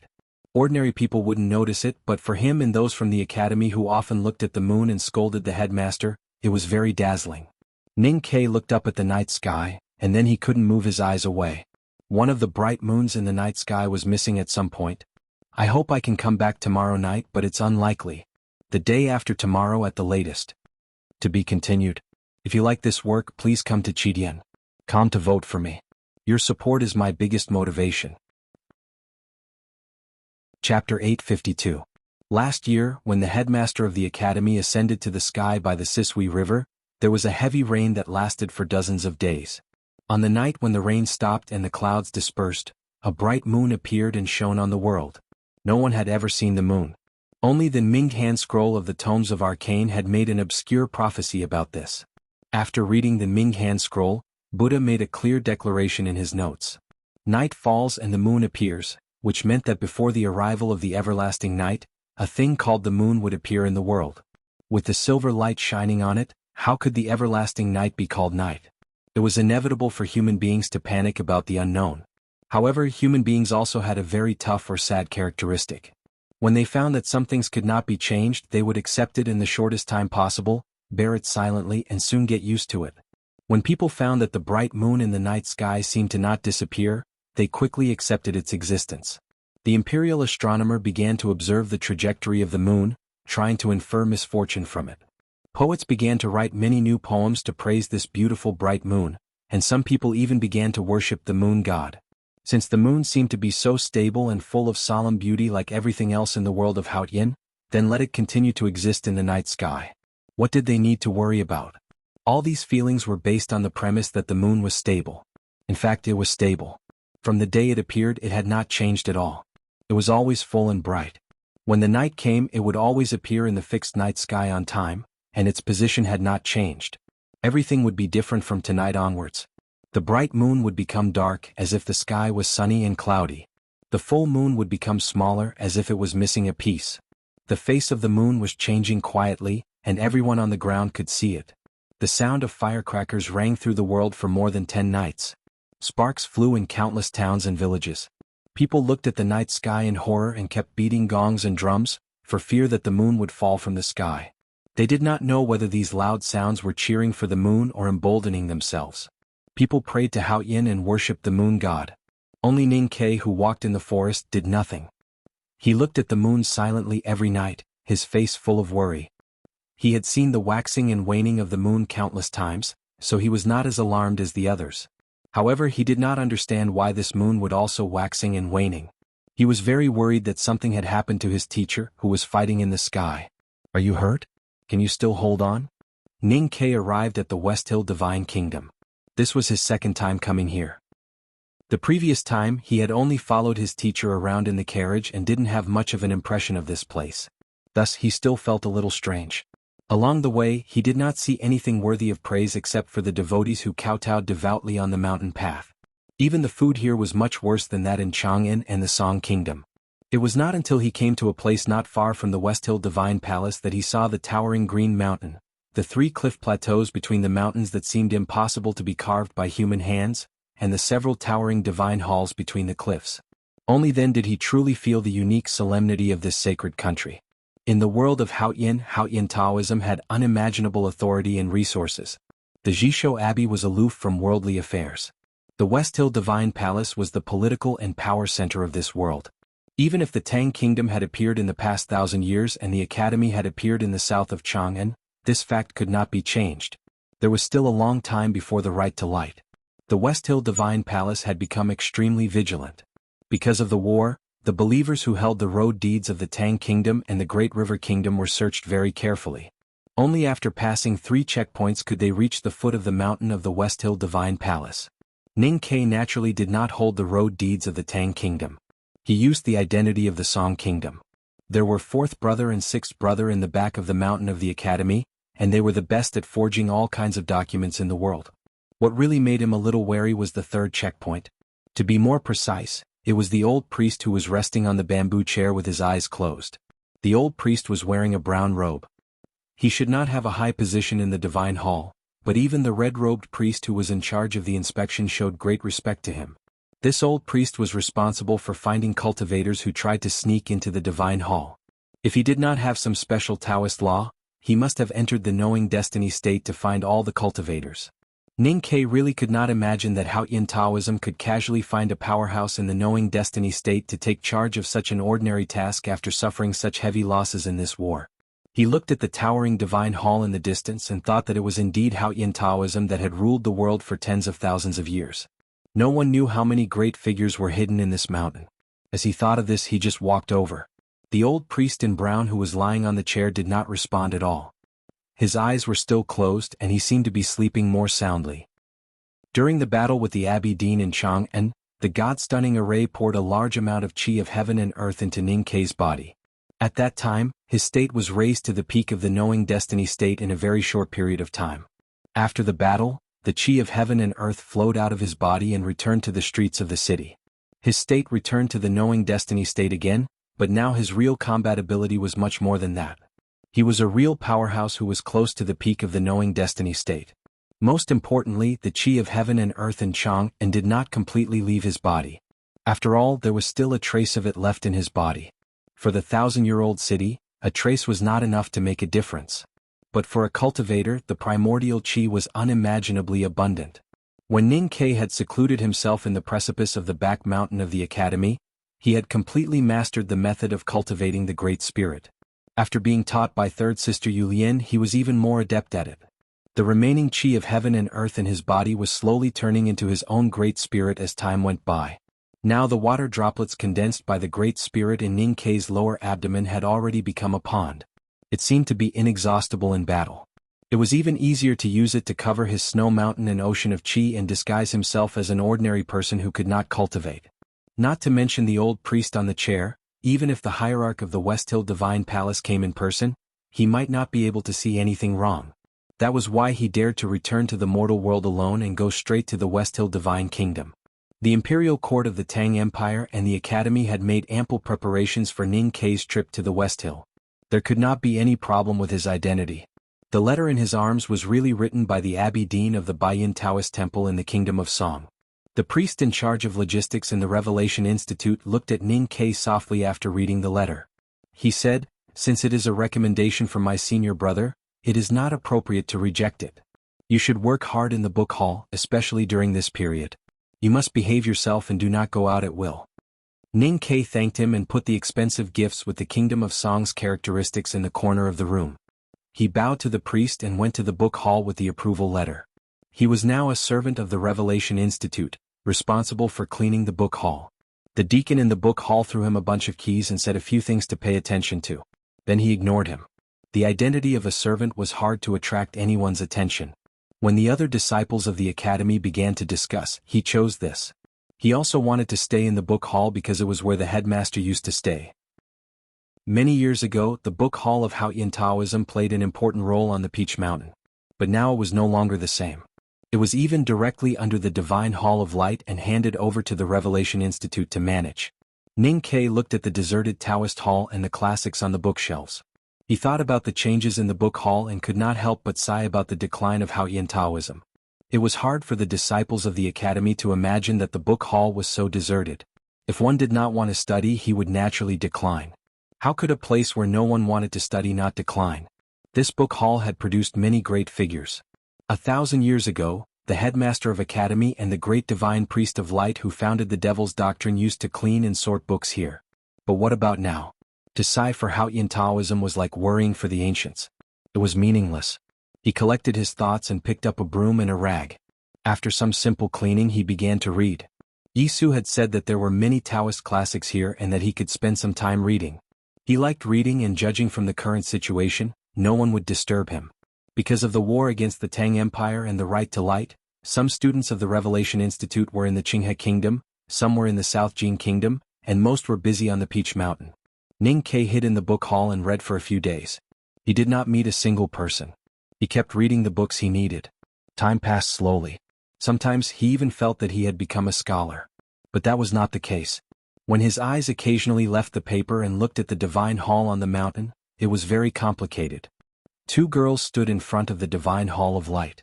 The two girls were still very young. They wore white clothes and their appearances were ordinary.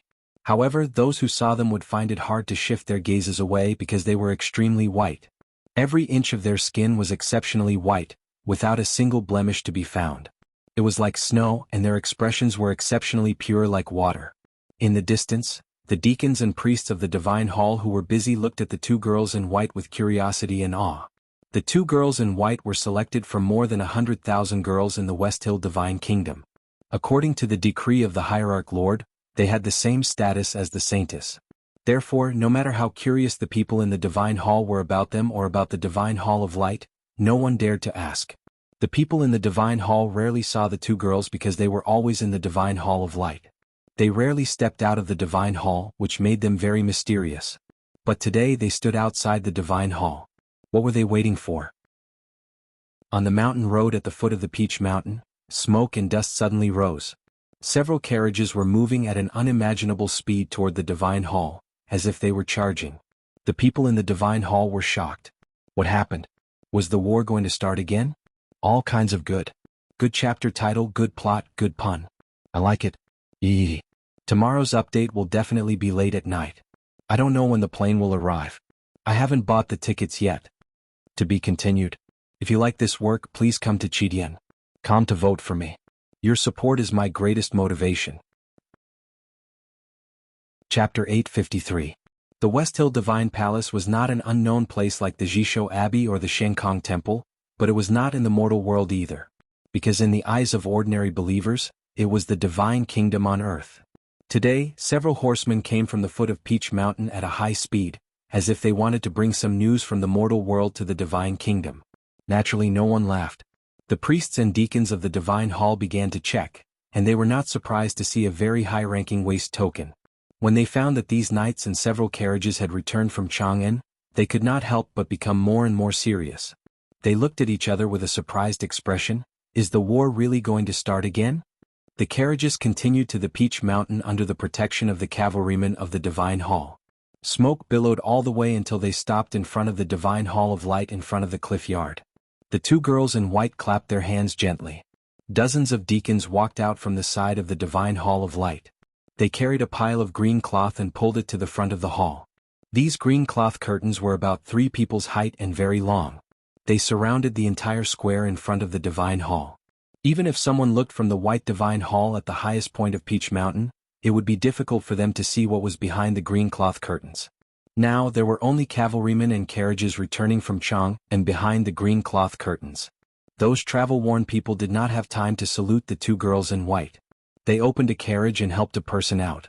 A girl in white looked at the divine priest in charge of this mission and asked in a childish voice, "Are you sure it's not wrong?" The divine priest said solemnly, "It's definitely not wrong. We used the old people in the Southern Gate Temple and confirmed that this person has been in Lin 47th Street all these years." The girl in white looked at the middle-aged man beside the carriage and nodded with satisfaction. The middle-aged man's greasy clothes and laborious hands revealed his ordinary identity. He looked very nervous at the moment. An ordinary Chang and citizen who had never seen the world had been tricked and kidnapped outside the city. Then he had traveled day and night. When he got out of the carriage, he found himself in the divine kingdom of Haotian's believers, the West Hill Divine Palace.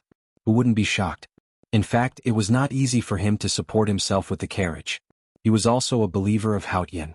Logically speaking, when he suddenly found out that he had come to the West Hill Divine Palace, other than fear and confusion, he should also be a little excited. However, the war between the West Hill Divine Palace and the Tang Empire had just ended. As a Tang, he felt that it would not be a good thing to welcome him. Another girl dressed in white asked the priest, "Did you bring back the other thing?" The priest was the most loyal subordinate of the Divine Hall of Light. Until now, he still did not know what task he was carrying out, but he could vaguely guess that it must be related to the biggest secret of the divine hall. He took a few cautious steps forward and took out an object wrapped in cloth. He said in a low voice, "The tomb was too close to the academy, so we did not dare to act rashly.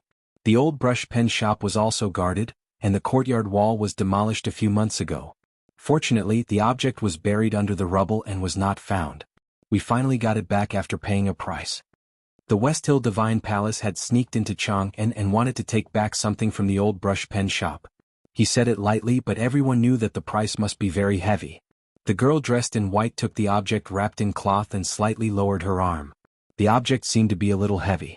She did not ask anything else and signaled the divine priest to lead all the subordinates out of the green curtain. Then she walked in front of the absent-minded man and said, "Let's start." The middle-aged man asked blankly, "Start doing what?"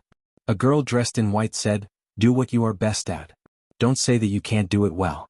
All the materials you need are in the carriage, even the pots and stoves have been moved here." Only then did the middle-aged man know what they wanted him to do. He was even more shocked and confused. Did they kidnap him from thousands of miles away to the divine hall just for this? This matter was too strange. However, he had to bow his head when he was under someone else's roof. Now that he was in front of the divine hall, he did not dare to say anything when he saw such a vast array of people. He obediently took out the pots and pans, stoves and all kinds of materials from the carriage and began to work. The people of the West Hill Divine Palace did not leave out anything. The pots and pans, the stove, the flour, scallions, chili oil, vinegar, and even the firewood were all the things he had used in the past 10 years. The firewood was ignited and smoke came out of the old stove. Water was poured into the basin. The flour became thin, then gradually thickened and then thinned again. It was obviously inappropriate to use it to make steamed buns, and even more inappropriate to use it to make noodles. The kitchen knife fell on the not-so-clean cutting board. He chopped the scallions and coriander into small pieces. Then he began to add seasonings such as soy sauce and vinegar into the bowl. The girl dressed in white said, "There can be no mistakes, no matter the amount or the order." The middle-aged man thought that he had made hundreds of bowls every morning for the past 10 years. How could he make mistakes? However, that was what he thought, but he didn't dare to say it.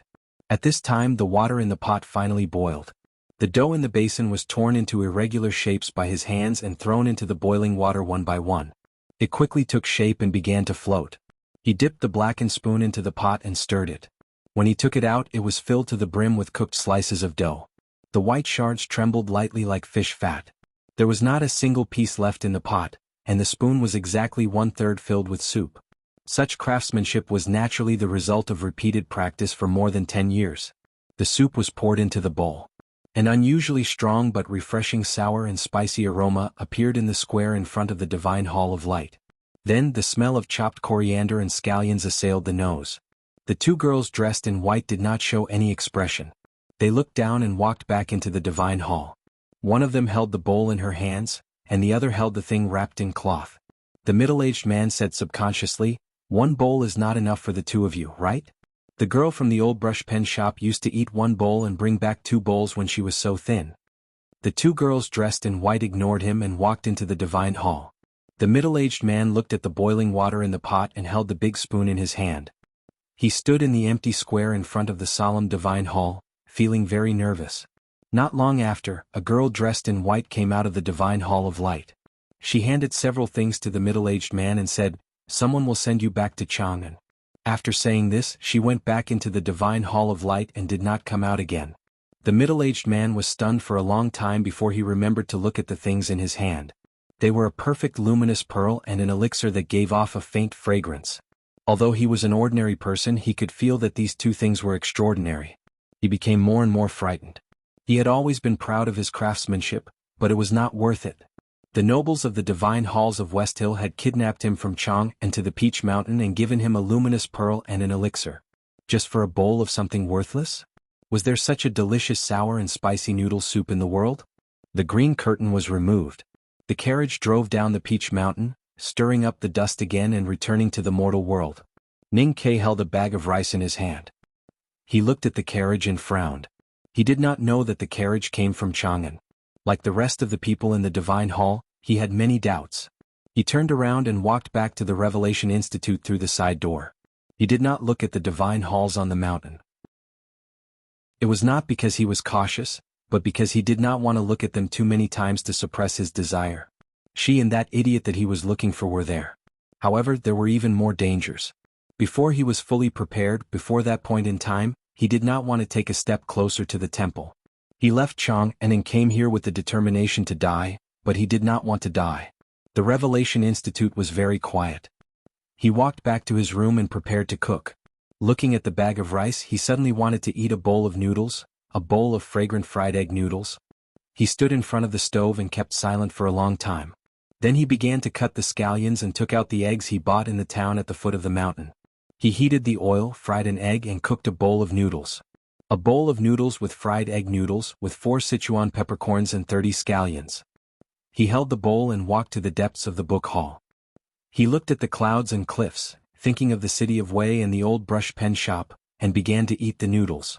He ate very quickly and in the end he even drank all the broth at the bottom of the bowl. He had not cooked for many years but his cooking skills did not fall behind. The fried egg noodles were still delicious, but he actually did not enjoy it because she did not cook it. He stood there for a long time until the moon appeared. The beautiful moon in the night sky had returned to its original fullness. But he was still worried because he did not know if the moon would continue to waxing and waning tomorrow night. He was also worried about other things. That emotion was more like fear.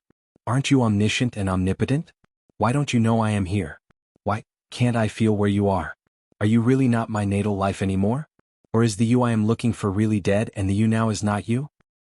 He thought to himself as he looked at the divine hall on the peak where no light leaked out. Behind the divine hall of light was the cliff behind the mountain. Below the cliff was the legendary Yu prison. The clouds and fog became thicker at night, as if there was a cold and evil aura overflowing. She stood between the stone pillars and the cliff with her hands clasped behind her back. She looked indifferently at the bright moon in the night sky. Her plump and tall body was tightly wrapped in a green cloth, reflecting a lonely figure on the ground. The moon had been missing for more than 10 days and began to return to its full state. Her face became paler and paler, not holy and solemn but weak. Behind her were hundreds of wine jars and a bowl of hot and sour noodle slices soup that she had only taken a mouthful of. Beside the bowl was a square object. A corner of the cloth on it was lifted, revealing the gold bricks and some brick dust inside. The wine was Jiujiang double-distilled liquor, and the hot and sour noodle slice soup was from Chang'an. The gold brick had been hidden in the wall of the old brush pen shop all these years. These were useless memories she hated the most, so she had to get them back. Or it was like this. There's a big bug. Regarding the moon's waxing and waning, I mentioned a few strokes earlier, but I forgot to write them myself. I always thought that I didn't write them, and was happily waiting for this moment to play with this stroke. I didn't expect that I would play myself into a fool. From my original intention, I have already corrected the 2 places I found earlier, and I sincerely apologize to everyone. The day before yesterday he didn't sleep for an entire day and night. It was the first time in his life that he felt airsick. The journey was tough and he wouldn't go out for a month even if he was beaten to death. He would write his book and live happily with everyone. According to the schedule, the report was updated as follows. 2 chapters tomorrow, 1 chapter the day after tomorrow, and 2 chapters the day after that. Along the way I had a great time writing. They were all my favorites and I was very satisfied with the chapter names.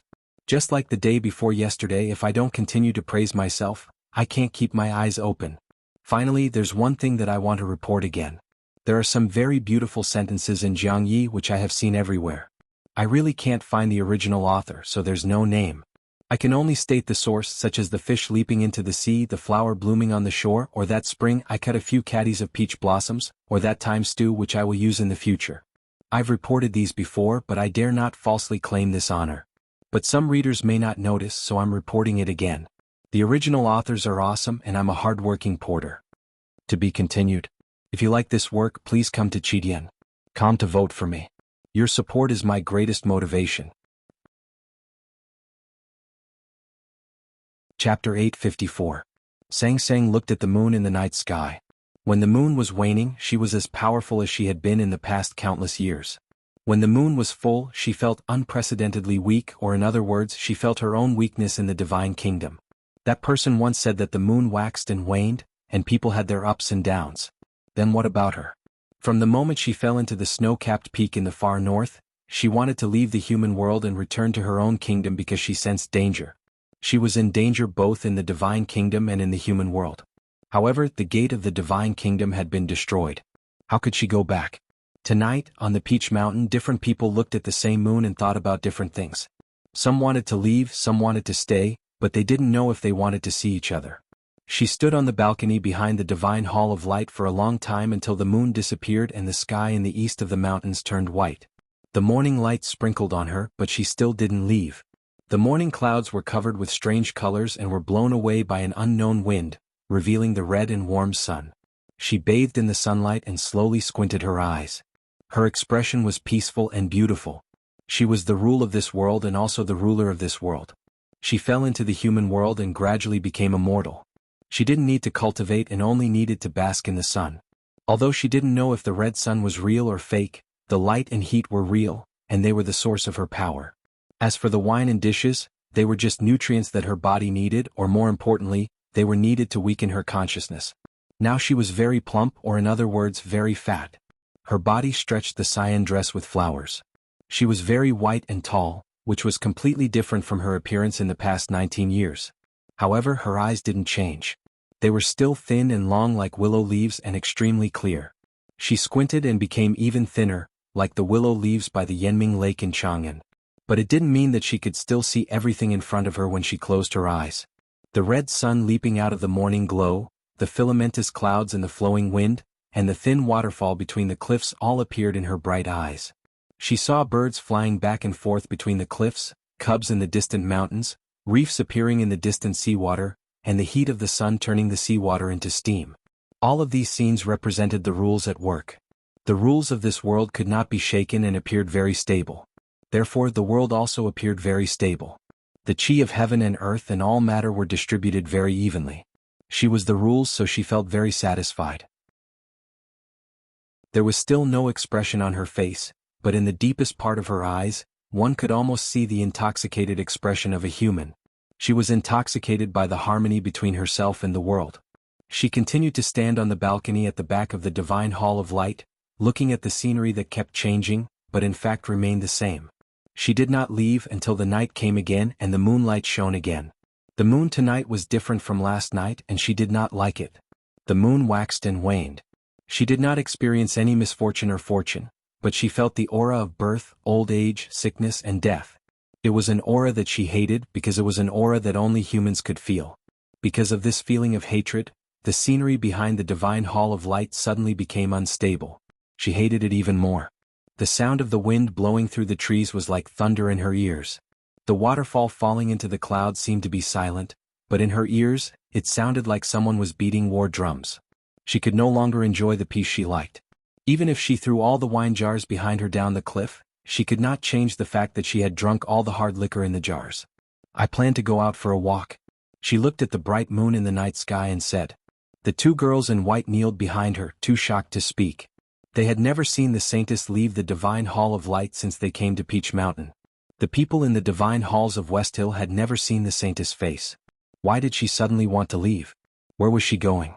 The next morning, a very ordinary carriage stopped in front of the divine hall of light. The big black horse poked his head out of the hall and looked at the two war horses from West Hill in front of the carriage. His eyes were full of killing intent.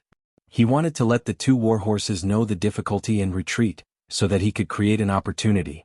She walked out from the depths of the divine hall and glanced at him. The big black horse hurriedly took a few steps back and bent his front hooves. He knelt on the frozen ground of the divine hall and grinned foolishly. He looked very obedient and even servile. She sat in the carriage and closed her eyes to rest. A girl in white waited on her in the carriage.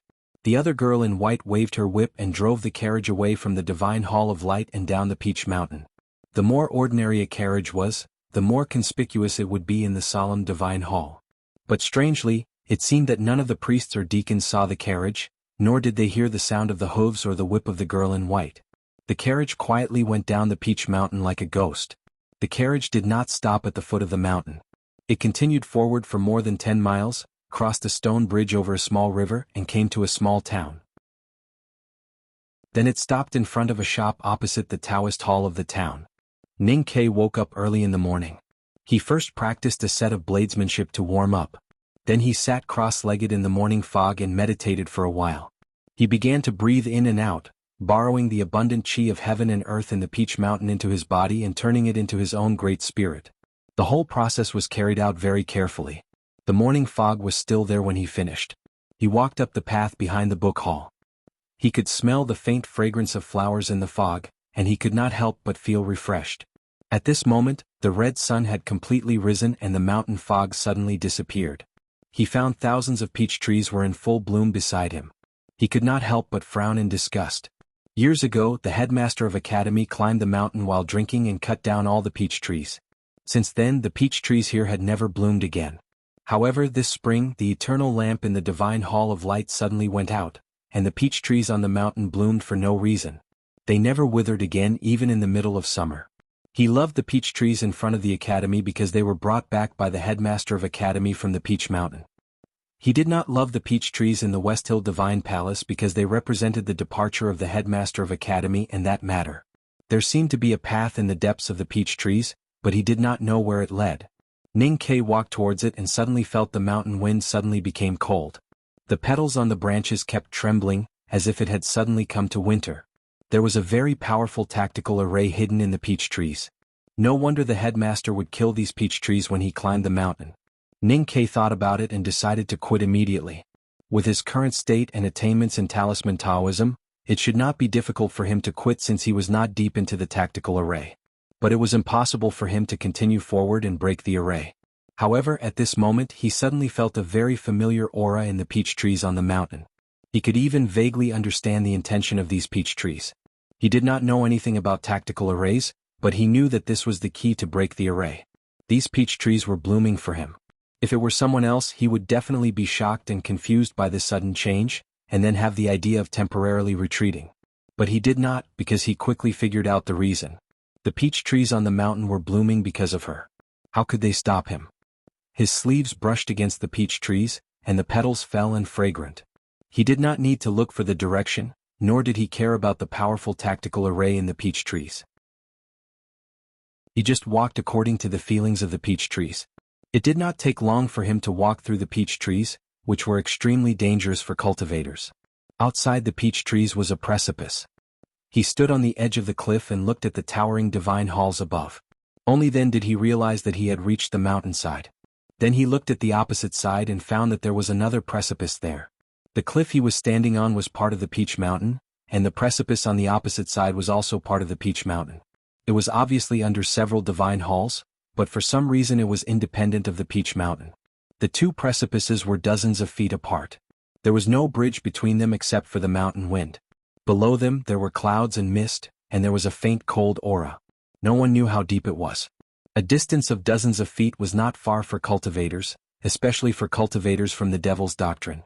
However, looking at the ground on the edge of the cliff and the moss on the opposite precipice, it seemed that no one had ever been here, and no one had ever appeared on the opposite precipice. The two precipices had never been connected. The two precipices looked at each other in silence for tens of thousands of years, and no one knew if they had ever hated each other. A chilly wind blew from the bottom of the precipice, and the clouds and mist dissipated slightly. There seemed to be something on the opposite precipice. Ning Kai's eyesight was excellent, and he seemed to see several rows of stone windows. He was a little uncertain and continued to look. When the next mountain wind blew, the clouds and mist dissipated again, and he found that there were indeed stone windows on the precipice. Could it be the legendary U prison used by the West Hill Divine Palace to imprison traitors? He looked at the opposite precipice and frowned slightly. He looked for a while longer and suddenly closed his eyes. Tears flowed from the corners of his eyes. It was not because he pitied the predecessors of the Devil's Doctrine who had died in the U prison for thousands of years. It was also not because he thought of the great divine priest of light who had been imprisoned in the U prison for more than 10 miles. It was also not because of the bloody smell and gloomy aura coming from the stone window on the precipice that made him feel pity. It was because his eyes were very painful. There was nothing in front of him except for the mountain wind, but at that moment, it was as if there was an invisible finger gently touching his eyes. The force was very gentle, but the eyes were the most delicate part of a human. Even though he had almost mastered the Great Spirit, he still felt a piercing pain, and he could not help but shed tears. After a while he opened his eyes and looked at the precipice again. Then he closed his eyes and began to cry again. This time he shed more tears because the force that fell into his eyes was even stronger. He was sure that the aura that touched his eyes came from the precipice. He knew that if he continued to look, the counterattack from the precipice would become stronger. There was a big tactical array between the precipices, which could prevent anyone from peeping into the U prison. No matter if one was standing dozens of feet away or thousands of miles away, as long as one looked at the precipice, one's eyes would be touched. No one could avoid it because when one looked, it was not one's eyes that fell on the precipice, but the image of the precipice that entered one's eyes. The power of the tactical array would follow. This tactical array was called eye-catching. There will be 2 chapters tomorrow. Recently, the updates have been more ordinary, but I am quite satisfied with the writing. However, I will not write a single chapter. It will be Monday soon, so please vote for it. Thank you. To be continued. If you like this work, please come to Chidian.com to vote for me. Your support is my greatest motivation. Chapter 855. Ning Ke was not allowed to look at the precipice, but Ning Ke insisted. He stared at the clouds between the precipice and the stone windows that were faintly discernible. His eyes became more and more sore. Finally, it was as if he had been stabbed by thousands of swords. He closed his eyes and began to cry, looking extremely sad. When he opened his eyes, they were already red and swollen. He did not know the name of the tactical array between the precipice, but he had truly experienced the magic of this tactical array. He thought to himself that Haotian Taoism was indeed the #1 sect in the world. It was extremely profound. Even though it had shown signs of decline over the years, at least it could not be seen around the West Hill Divine Palace. The tactical array between the precipice was to prevent people from peeping into the U prison. As long as one kept a sufficient distance or did not insist on looking through the clouds, it would not cause too much damage. Ning Ke was not afraid. He thought that the tactical array of the West Hill Divine Palace was so powerful, and the tactical array of the Jisho Abbey must be even more amazing. Eldest brother had gone to the Jisho Abbey in late autumn last year. If Chin Pippi had not done something in the Jisho Abbey, it would have been difficult for Ning Ke to enter the abbey, not to mention that the tomes of arcane in the Jisho Abbey had held up the abbey dean for such a long time. He wondered how Chin Pippi was doing now. He looked at the flowing clouds and the bright sun between the Peach Mountain cliffs and missed his best friend in the world. Then he thought of Chin Pippi's father, the abbey dean who had been hacked out of Chang'an by thousands of knives. He did not know whether the abbey dean was dead or alive. Neither the Tang Empire nor the West Hill Divine Palace had any news of him. He did not know if the great man had returned to the Jisho Abbey, or if he had become a cold corpse in the straw mat on the way home. Ning Ke had never met his youngest uncle. The abbey dean was the most powerful human being he had seen after his master. Recalling the battle on the snowy street of Chang'an, he was still in awe. If such a powerful human being were to disappear quietly in the long river of history, he would welcome such an ending, but he would also feel regret. He left the cliff and passed through the peach trees to return to the book hall of the Revelation Institute. He looked around for old Divine Hall maintenance files, trying to find some clues about the tactical array on the precipice, but to no avail. By the time he woke up from the sea of books, it was still early, but he felt hungry. Only then did he remember that he had not eaten breakfast today. He walked to the kitchen and looked at the rice and vegetables, but he did not feel like eating. Ever since Sang Sang grew up, he rarely cooked. Especially now that he was in the West Hill Divine Palace. Every time he stood in front of the stove and looked at the brilliant Divine Palace outside the window, he felt annoyed. However, people always needed to eat. Even with his current realm, it was not a big deal for him to not eat for more than 10 days, but his psychological and spiritual needs had to be satisfied. At this moment he remembered that last summer when the headmaster of the academy took him and Sang Sang to travel through the West Hill, he took him to eat something good. Outside the town there was a stone bridge with flowing water. The scenery was clear and beautiful. One could see the Peach Mountain more than 10 miles away when they looked up. However, this was not the right path, so there were not many believers who came to visit. There was an old man with a face full of wrinkles in the shop opposite the Taoist temple. There were a few iron buckets sealed with yellow mud at the door of the shop. Some of the broken rims of the buckets gave off a sweet fragrance. The old man was drinking. His yellow calloused fingers pinched a handful of peanuts and chewed them from time to time. The wrinkles on his face were full of black ash, which had been floating out of the iron buckets for decades and could not be washed clean. An ordinary horse carriage stopped in front of the shop. The girl in white stared at the iron buckets curiously, wondering what kind of sweet potatoes were roasted inside. How could they be so sweet and fragrant that people would eat them on such a hot summer day? Even the saintess had to leave the peach mountain to buy them? They came a little late, and the roasted sweet potatoes were bought by 2 deacons of the Revelation Divine Hall. So they had to wait outside the shop, which was a little boring. Sang Sang sat in the carriage. She did not feel bored. To her, boredom was a boring emotion that only human beings would have. Time was just the order of things and it had no meaning. Moreover, her time had always been useful. For example, when she looked at the steam and fragrance coming out of the roasted sweet potatoes through the curtain, she was actually feeling the rules of heat, or in other words, she was feeling herself. If someone knew what she was doing now, he would definitely think that she was very narcissistic. But in fact, she did not even have the feeling of narcissism. More than 10 papal cavalrymen of the divine halls of West Hill escorted a divine priest. They passed by the town, and it seemed that they were going to cross the stream and go straight back to the Peach Mountain. That divine priest was He Mingqi. He studied under Li Qingshan, the nation master of the Tang Empire. He was the most important person of the divine halls of West Hill in the Tang Empire. The Knight of Blood and Fire in Chang and was one of his means. Most importantly, he destroyed the god-stunning array in Chang'an. According to the hierarch's reward, he alone was more important than all the cavalrymen of the divine halls of West Hill.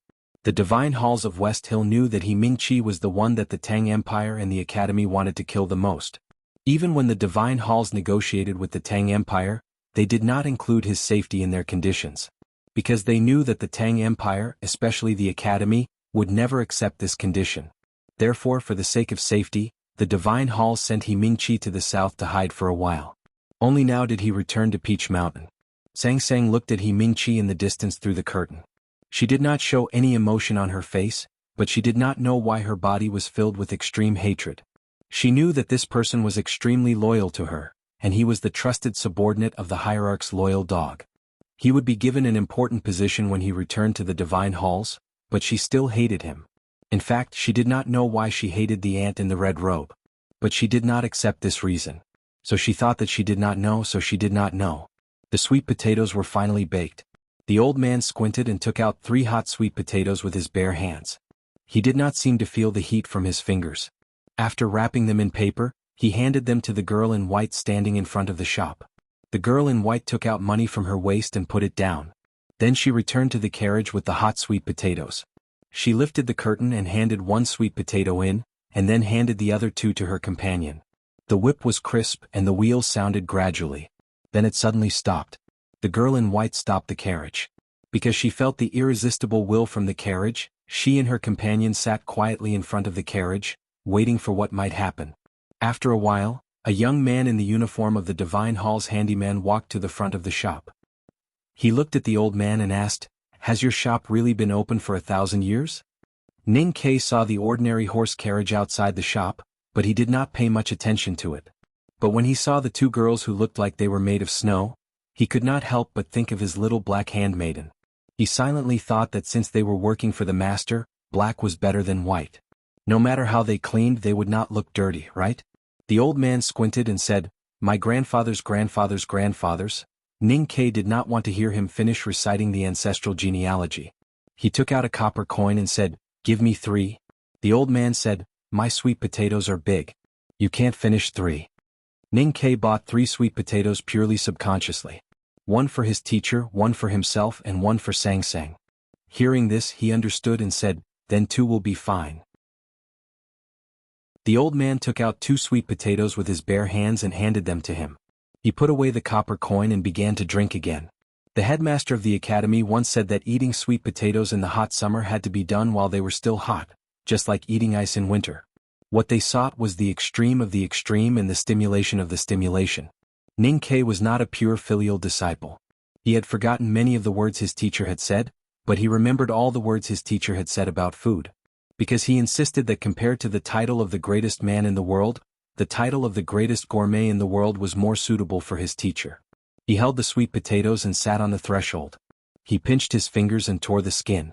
The red and yellow soft potato meat was steaming and exposed in the deep summer air. The sweet smell spread around. He endured the heat and began to eat the potato meat. It was so hot that he kept sticking out his tongue. In the carriage, Sang Sang looked at the man on the threshold through the curtain. There was no emotion on her face. She was absolutely indifferent. However, she did not notice that the sweet potato in her hand had been crushed. She frowned in disgust and looked at the steaming potato meat. She raised her hand and took a bite. Then she began to eat again and again as if she did not feel any heat at all. In the deep summer town, it was hot and quiet. Suddenly, the sound of cicadas came from the tree behind the house. They had just finished their afternoon nap and began to celebrate their reunion with their companions after an hour of separation. He sat on the threshold and ate the sweet potato. She sat in the carriage and ate the sweet potato. There was only a thin curtain between them. It was very quiet in front of the sweet potato shop. The old man drank several cups of wine and chewed 3 pinches of peanuts. He was slightly tipsy and began to hum with his dusty fingers while tapping on the barrel edge. Ning Kei sat on the threshold and listened to the song. Although it was simple, it was somewhat beautiful. Especially the lyrics, although ordinary, they were somewhat meaningful. Ning Kei gradually became entranced. Picking firewood with a knife, but afraid of frightening the moving mountain ghost. Rain falls on the banana leaves. Last year's cicada slew falls on the shoes. Hanging on the vines, the mocking laughter in the clouds comes from the mouth of the monkey. After years of idleness, the pottery model under the rotten leaves has accumulated old dust.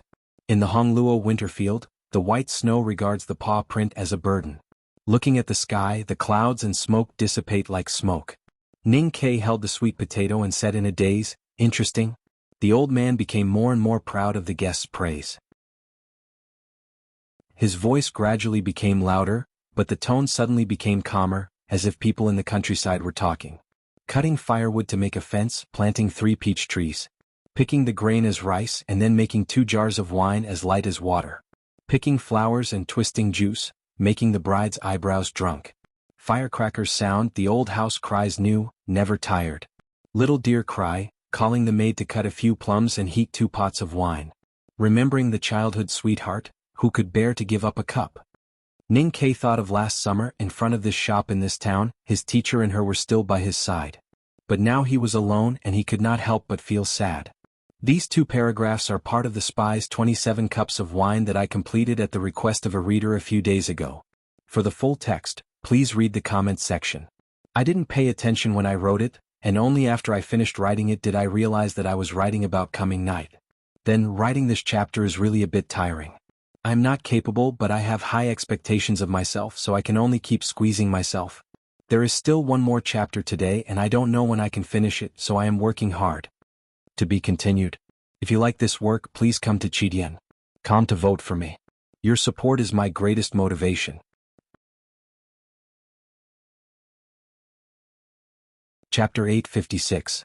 The plain lyrics were about the ordinary affairs of men and women in the village, without any heart-wrenching tragedy.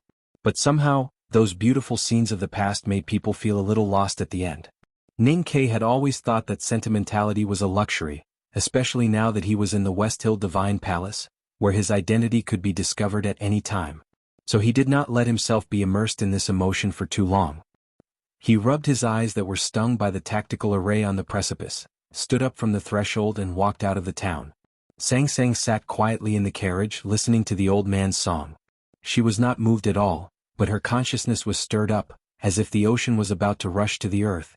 Every drop of seawater in the raging waves represented extreme hatred. She hated the young man outside the carriage even more than she hated He Mingqi. She frowned and pursed her lips. Her willowy eyes were as bright as a sharp knife. This was the first time she felt emotional since she came to the human world, so she hated him even more. Hatred would bring anger, and her anger was the wrath of heaven. Once it was angry, the world would change, the rivers would flood, and the people would lose their homes. No one could resist it. For some reason she didn't want to kill this young man. More accurately, she didn't want to kill this young man right now. Thus, these past few nights, when she looked at the bright moon, she had been using unimaginable willpower to suppress the hatred and anger in her heart. Only the will of heaven could control the wrath of heaven. She hated him. She hated him. So she did not want to see him. She knew very well that once they met, she would hate him, and then she would not be able to suppress her will to destroy him. However, even she did not expect that she would meet him, hear his voice, and meet him in front of the sweet potato shop after leaving the divine hall of light for this town. Looking at his face and listening to his voice, she could no longer suppress her hatred and anger. A horrible aura gushed out from her plump and tall body and rushed to the sky. The summer sky was extremely clear, but suddenly, countless black clouds floated from thousands of miles away and covered the entire West Hill Divine Kingdom. The sky suddenly became very dark.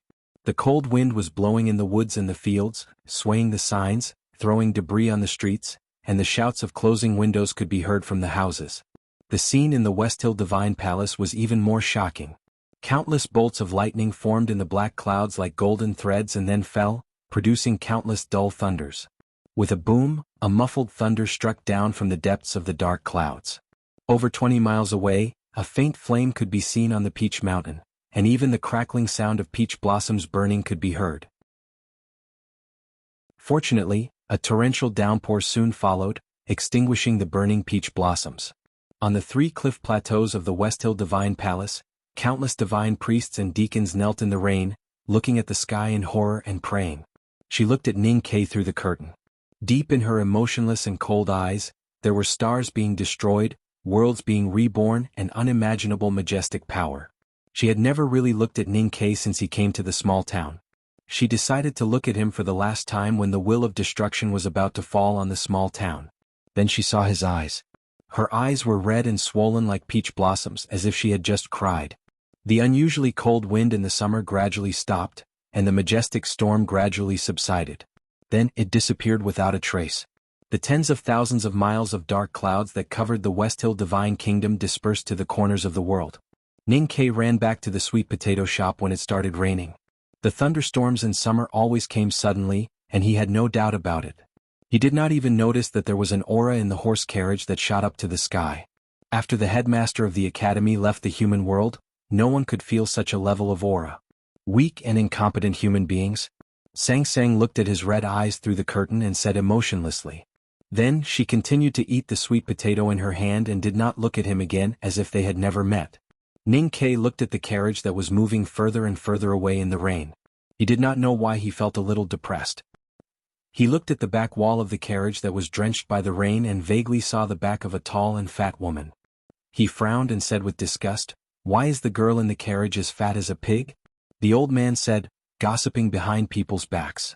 I don't know how your teacher taught you." Ning Kai did not answer until the horse carriage disappeared from his sight. Then he said, "She did not respond even after all this. It seems that she really did not hear it. She should be an ordinary person." The old man put down his cup and said with emotion, "So that's what you were thinking. When did the people from the academy become so cunning?" Ning Kai walked into the shop and took out the iron cutlass and iron arrows that he put here before entering the divine hall. He said to the old man with a smile, "I am not as capable as my teacher and uncle. Of course I have to be careful." The old man said, "Of course. When the headmaster of the academy came to the Peach Mountain, my father and I baked sweet potatoes for him here. He came back before they were cooked. How can you compare?" The West Hill Divine Kingdom was a place favored by Haotian. The 4 seasons were distinct and warm, and there had never been any natural disasters. The Peach Mountain where the Divine Hall was located was even more so. Even without the lightning-proof tactical array in the Divine Halls, there had been no lightning for thousands of years. That was why the thunderstorm today shocked many people. Except for the hierarch of the Divine Hall who had vaguely guessed the truth, the rest of the divine priests and deacons all knelt on the wet cliff platform and kept praying to the sky, begging Haotian to forgive their sins. The 3 cliff platforms were full of people kneeling, but still no one could see the ordinary horse carriage slowly driving up the Peach Mountain, and no one could see Sang Sang and the 2 girls in white walking into the Divine Hall of Light. She stood in front of the cliff behind the Divine Hall, looking at the smallest raindrops that had turned into mist under her feet. She was silent as she thought of the man she saw in the small town. The gate of Haotian's divine kingdom was destroyed. She could not go back for the time being and could only stay in the human world. It was natural for her to hate humans, especially that man. However, only she knew that there should not be any emotional connection between Haotian and humans. There should not be love or hate. Once she started to hate humans, it meant that she began to have human emotions, just like when she looked at the table full of dishes in the capital of the Kingdom of Song and that immortal couple. She hated this kind of hate. She could predict everything in the world, but she could not predict her own future. Just like today in the small town, she did not know that she would meet him. But if she did not want to, how could she meet him? In a sense, Ning Kai's eyes were pierced by the cliff array, which saved his life in front of the sweet potato shop in the small town. But he did not know it himself. After returning from the small town to the Revelation Institute, He continued to search for information, trying to find a way to break the cliff array. He was now basically sure that the stone window between the clouds and the precipice was the legendary U prison. It was a place the West Hill Divine Palace used to lock up felons and traitors. For countless years, no one had been able to escape except for Song Song's teacher, Wei Guangming.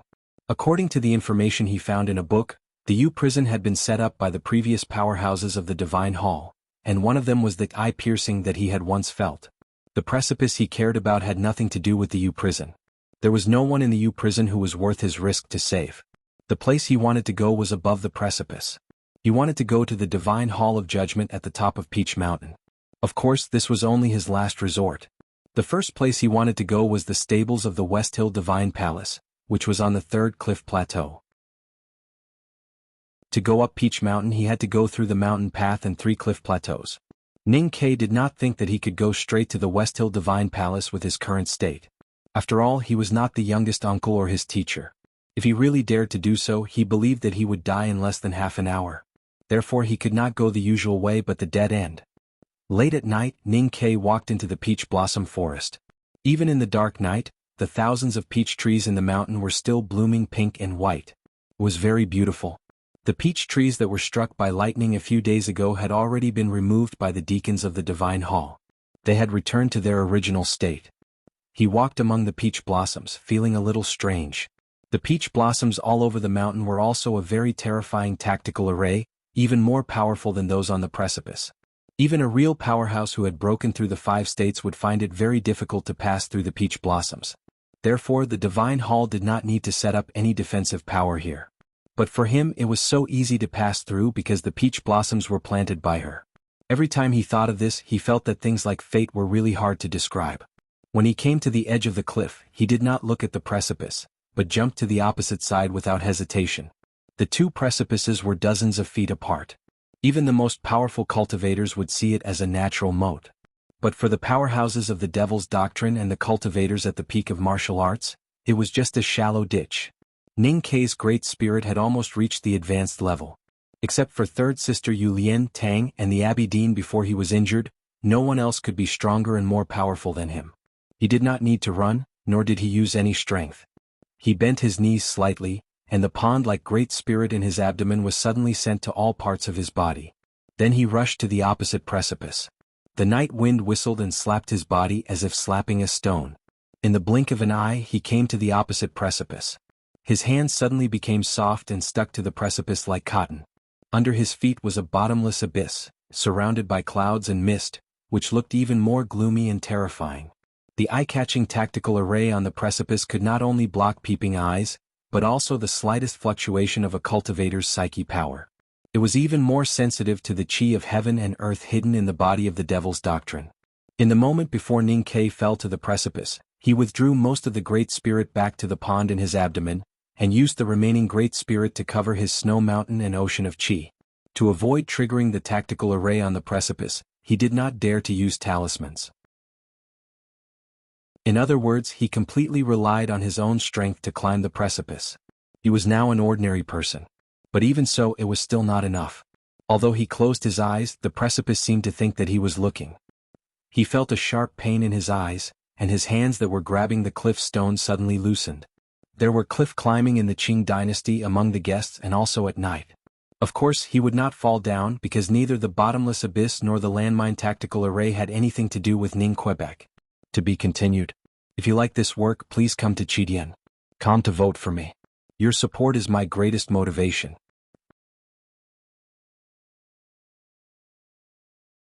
Chapter 857. First, about the character contest. I didn't want to waste your energy, so I didn't open the character contest. Later, I heard that many readers wanted to play it and it was really free. So last night I made 3 characters, all female characters.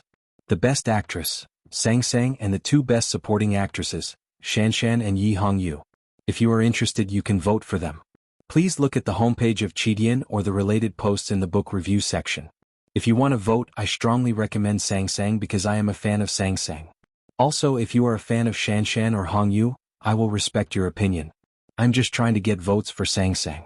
By the way, I said I won't get votes for monthly votes, but can I get votes for recommendations? As for the book review competition, There were already many excellent book reviews, but my announcement was delayed until now. I was so lazy that it made people's hair stand on end. The official announcement is as follows: announcement of the coming Night Cup Book Review Contest.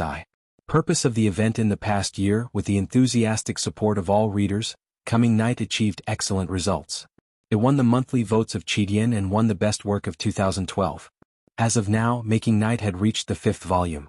In order to repay the readers, to liven up the book review section, and to better interact with each other, the book review section and Cat's Making Night Bar had teamed up with YY 55373 channel to hold the Making Night Cup Book Review competition. All readers please participate. 2. Time and place of the event. Submission time 0:00 on April 1, 2013 to 2400 hours on May 11, 2013. Submission place. Posting to Chidian Book Review section. Review time May 12, 2013 to May 25, 2013. Award time June 1, 2013 Saturday. Award place Greasy Book Official YY 553733. Description of the book review contest. For the time being, all the participating books will not be classified and will be evaluated together. If there are more than 25 doujinshi works in the book review contest, the doujinshi will be evaluated separately and additional doujinshi prizes will be added. It will not take up the quota of the announcement. At least one doujinshi will get the first prize, and the other prizes will be decided by the committee according to the number of works. 4.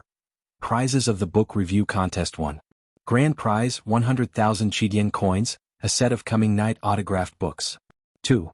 First prize 50,000 Chidian coins each, a set of Coming Night autographed books. 3. Second prize 30,000 Chidian coins. 4. 10 third prizes 10,000 Chidian coins. 5. 20 encouragement prize 3,000 Chidian coins. 6. 1 lucky prize, a physical autographed copy of Coming Night. Apart from the grand prize and first prize winners, a lucky prize winner will be randomly selected from all the participants. After the results of the book review competition were announced, the awards would be given out on YY channel 55373. There would be a lucky draw and prizes would be given out at the venue. Veen rules of the book review competition. 1. The theme of the book review is Coming Night. 2. The title of the participating book review must be prefixed with Coming Night Cup, otherwise it will not be included. 3. All readers who like tricky works are welcome to participate in the book review. There is no limit to the number of fans, but the book review must be original and first published. 4. The venue of the competition is the review and comments section of Coming Night. Posting on behalf of others is not allowed. 5. The book review must be more than 200 words in any genre. There is no limit to the number of words in the poem. 6. There is no limit to the number of submissions for each participant, but only one book with the highest score can be awarded a third class or above award. The other submissions can be submitted for the encouragement award. Note: if there are more than 25 doujinshi works, there will be a separate selection. At that time, the same reader can use different works to win awards in both book reviews and doujinshi. 7. Participating book reviews cannot be compared with the works of other authors. 8. Spamming and malicious attacks are strictly prohibited. Such comments will not be included. 9. If you find anyone violating the rules, you can report it to the organizing committee. Once it is confirmed, the violator will be disqualified. 10. Judges can participate in the competition, but their works can only be awarded with an encouragement prize. 11. Participants can communicate with each other in the Night Cup Book Review Competition participant group to understand the grading process and to make suggestions or complaints. The book review competition participant group number is 197,983,239. Please tell us your nickname before joining the group. 6th List of Judges Leader. Something fishy summary of participating book reviews. Xia that diligent laziness judge requirements. The scoring must be fair and have a clear conscience. Grading rules. Grades will be given from 1 to 10 based on personal opinion. Grades can include decimal points. 7 Award Method 1. After the announcement of the list of winners, winners are requested to enter the Night Cup Book Review Competition participant group, number 197,983,239. Inform the Chidian ID and account number to the awarding staff, so that they can add the amount of Chidian coins into the account. Screenshot of the login page is required. 2. Physical book winners are required to inform the specific mailing address so that they can receive the fishy signed physical book. 8. The final interpretation of the competition belongs to the Book Review Competition Organizing Committee. If there is any omission, it will be added. 9. Special thanks to all readers in YY, Channel 55373 for their enthusiastic support. Night Cup Book Review Competition Organizing Committee, March 30, 2013. Finally, I wish everyone the best. To be continued. If you like this work, please come to Chidian.com to vote for me. Your support is my greatest motivation.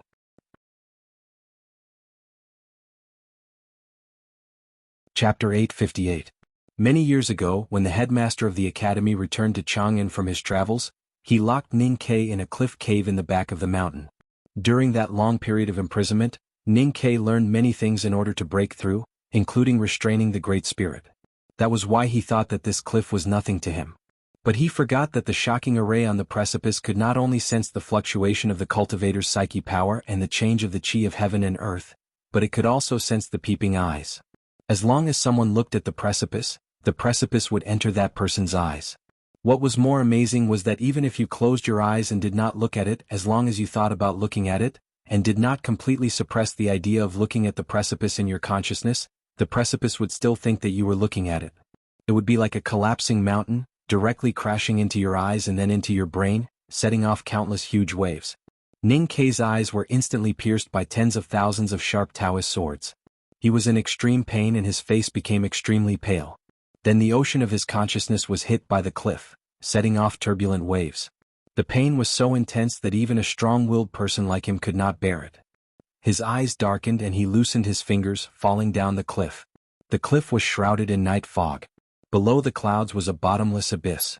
No one knew what was on the gloomy ground that never saw daylight all year round. The most important thing was that it was too high. No matter how strong the cultivators of the devil's doctrine were, they could not completely ignore the power of the earth. The empress had died after jumping off the city wall of Chang'an. Even Yu Lian, the grandmaster of the devil's doctrine, had broken all the bones in her legs after falling from the sky. The cliff Ning Ke was at was not much different from the sky. If he fell into the abyss like this, he would definitely be shocked to death by the earth. His body rubbed against the cliff, making a rustling sound. The cool night wind whistled past his ears. He fell faster and faster. The situation was extremely dangerous and death was right below him. While falling, Ning Ke thought of many things, not those sweet or sour memories, but the cultivation skills he had learned. He wanted to find a way to stay away from death. However, the cultivation methods of the academy and the devil's doctrine required him to use his psyche. Once he used his psyche, the shocking array on the cliff would continue to attack him. He could not bear the pain and climb up the cliff. How could he not be moved but still act accordingly? No matter how he looked at it, this seemed impossible. How could he control his body without thinking? In any case, his eyes still hurt even with his eyes closed, so he simply opened them. If he was really going to die, he would watch the world die. He stared at the rapidly ascending cliff in front of him. He did not feel any despair in his heart. Instead, he laughed at himself because of the arrival of death. The surface of the precipice wasn't smooth, but it didn't have many cracks either. As he passed by at high speed, the lines gradually turned into blurry blocks of color, as if they were about to flutter in the night wind. Ning Ke felt that he had seen such a scene before. The clothes swaying in the breeze and the soft lines were also carved on the stone. He remembered that they were the stone statues of venerables in the temple under the Wanyan Tower in Chang'an. There were also the stone statues of venerables in the side hall of the Lank Temple. His eyes brightened slightly, and his hands that had been pressed against the cliff suddenly became gentler. It was not the gentleness of before, but a gentleness that was close to nothingness. As he fell in the whistling night wind, he suddenly put his hands together. His right index finger bent slightly in the air, and his left index finger fell on the back of his right palm, forming a mudra. Such a gentle pair of hands, looking at the shape of his hands, could not grasp the mudra on the cliff, but it produced an extremely magical effect. His falling momentum suddenly stopped, and he suddenly stopped between the precipices. It seemed like a long time had passed, but in fact, it was only a moment. He slid down more than 100 feet along the precipice, and his feet seemed to step on the clouds that covered the stone windows.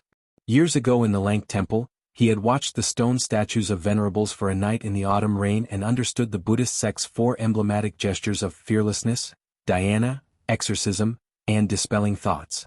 After that, he had used it several times when fighting against the powerhouses of the Buddhism sect, because compared to the Great Spirit and the primordial 13 arrows, the emblematic gestures of the Buddhism sect were not as powerful. It was not until tonight when he was facing the danger of life and death on the precipice that he remembered it. His body was suspended between the precipice, and he felt that there was a very strange aura slowly swimming in the clouds below him. His sense of perception was still constantly stirring up violent waves. Without any hesitation, he closed his eyes again, and at the same time spread out his hands that were put together.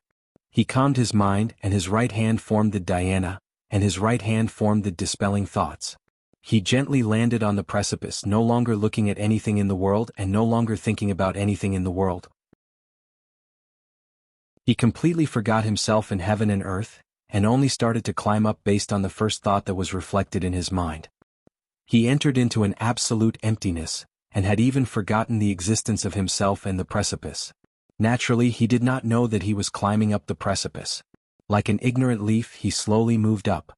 After an unknown period of time, he finally climbed to the top of the precipice. His hands fell on the flattened ground and automatically dissipated. He opened his eyes and found himself standing on the cliff plateau. Looking back at the gloomy abyss, his calm face gradually turned pale, and his clothes were suddenly soaked in cold sweat. He had encountered countless dangers and tests of life and death in his life, but today's encounter on the precipice of Peach Mountain still terrified him. The process of climbing the precipice seemed simple, and he did not even have any memory of it in his consciousness.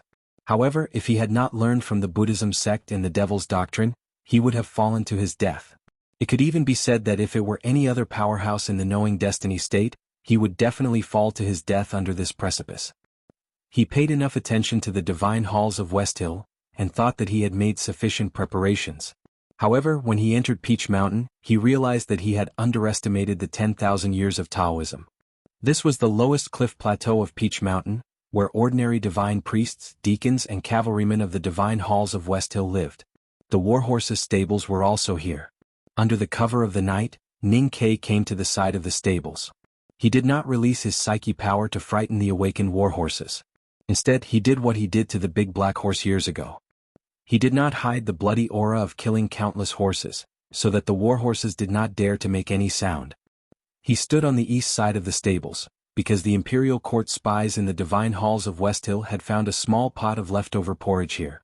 If they wanted to find that idiot, they could only wait here. After a long time there was still no sound. The awakened warhorses chewed the night grass and looked at him confusedly, wondering who he was waiting for. Ning Kai was not anxious. He stood in the stables and waited quietly until the clouds gradually dispersed, the moonlight fell, and the morning light appeared on the horizon. Then he was sure that he would not be able to wait for that night. He rubbed some dirt on his neck and sprinkled it into the straw on the east side of the stables. Then, under the disgusted gaze of the warhorses, he walked to the cliff plateau. Before the first light fell on the divine halls, he made the emblematic gesture of Buddhism and went back to the clouds along the precipice, back to the peach blossoms all over the mountain. That night, he continued his adventure of climbing the precipice. He also waited at the stables for a whole night, but still did not see the idiot. He went again the next night but was still disappointed. He was still disappointed on the third night. By the fourth night, he had become very familiar with the shocking array on the precipice, and his mastery of the emblematic gesture of Buddhism had become more exquisite. The night journey that used to be extremely dangerous had now become a very common process. Therefore, when he walked to the east side of the stables, he even had the mood to gently hum a few songs. It was the song that the old man from the sweet potato shop in the small town hummed. Then he saw a big black horse on the pile of straw on the east side of the stables, its four hooves in the air, and its back kept rubbing against the straw.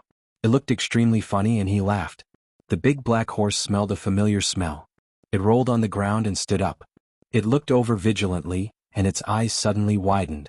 It was so stiff that it seemed to have forgotten which hoof to step first. Ning Kai walked over, hugged its neck, stroked its mane and patted it hard. The big black horse opened its mouth, rolled its thick lips and bumped his head. Ning Kai let go of his hand and brushed the straw off its back. He said, "Where did you learn these dirty habits? You are not youngest uncle's donkey." The big black horse thought that its dream was to become the existence that ruled the wilderness like Mr. Donkey. It originally wanted to be the second master, but who would have thought that it would become a prison horse of the West Hill Divine Palace? Thinking of the miserable experience these days, it wanted to neigh but did not dare. It could only open its big watery eyes and look at Ning Ke, looking extremely wronged. Ning Ke sighed and stroked its head. He said, I know she has changed and it is not because of the reason. Bear with it a little longer and I will see if I can change her back. Hearing this, the big black horse's mood improved a little. Then, it seemed to think of something and blinked its eyes as if it wanted Ning Ke to be more ruthless. Ning Ke moved closer to its ear and told it his plan. The big black horse's eyes brightened as it listened, and it nodded repeatedly. It thought to itself that Ning Ke was indeed its real master, who could come up with such a shameless and lowly plan. Although the mistress was too powerful now, and Ning Ke could only fail no matter how shameless he was, it was still a good thing to think about in his mind. After the discussion, Ning Ke and the big black horse agreed on a time to meet again, and they parted for the time being. He walked back to the edge of the cliff and walked down along the precipice. Now that he had mastered the emblematic gesture of the Buddhism sect, he could be a little distracted while climbing on the precipice. He casually glanced at the top of the Peach Mountain. This glance contained the Zen meaning of go chanting, so he was not worried that it would trigger the tactical array of the precipice. However, he forgot to go chanting and there was a second explanation, not the kind of explanation of go chanting. So when his gaze fell on the dark divine hall of light on the peak, he could not suppress his longing for someone. There was nothing there but he felt that he saw her. At the same time he felt a gaze fall on him. Last night's announcement is in front. Students who did not see it can go and have a look. I will try to finish the chapter before 2:30. To be continued. If you like this work, please come to Chidian.com to vote for me. Your support is my greatest motivation.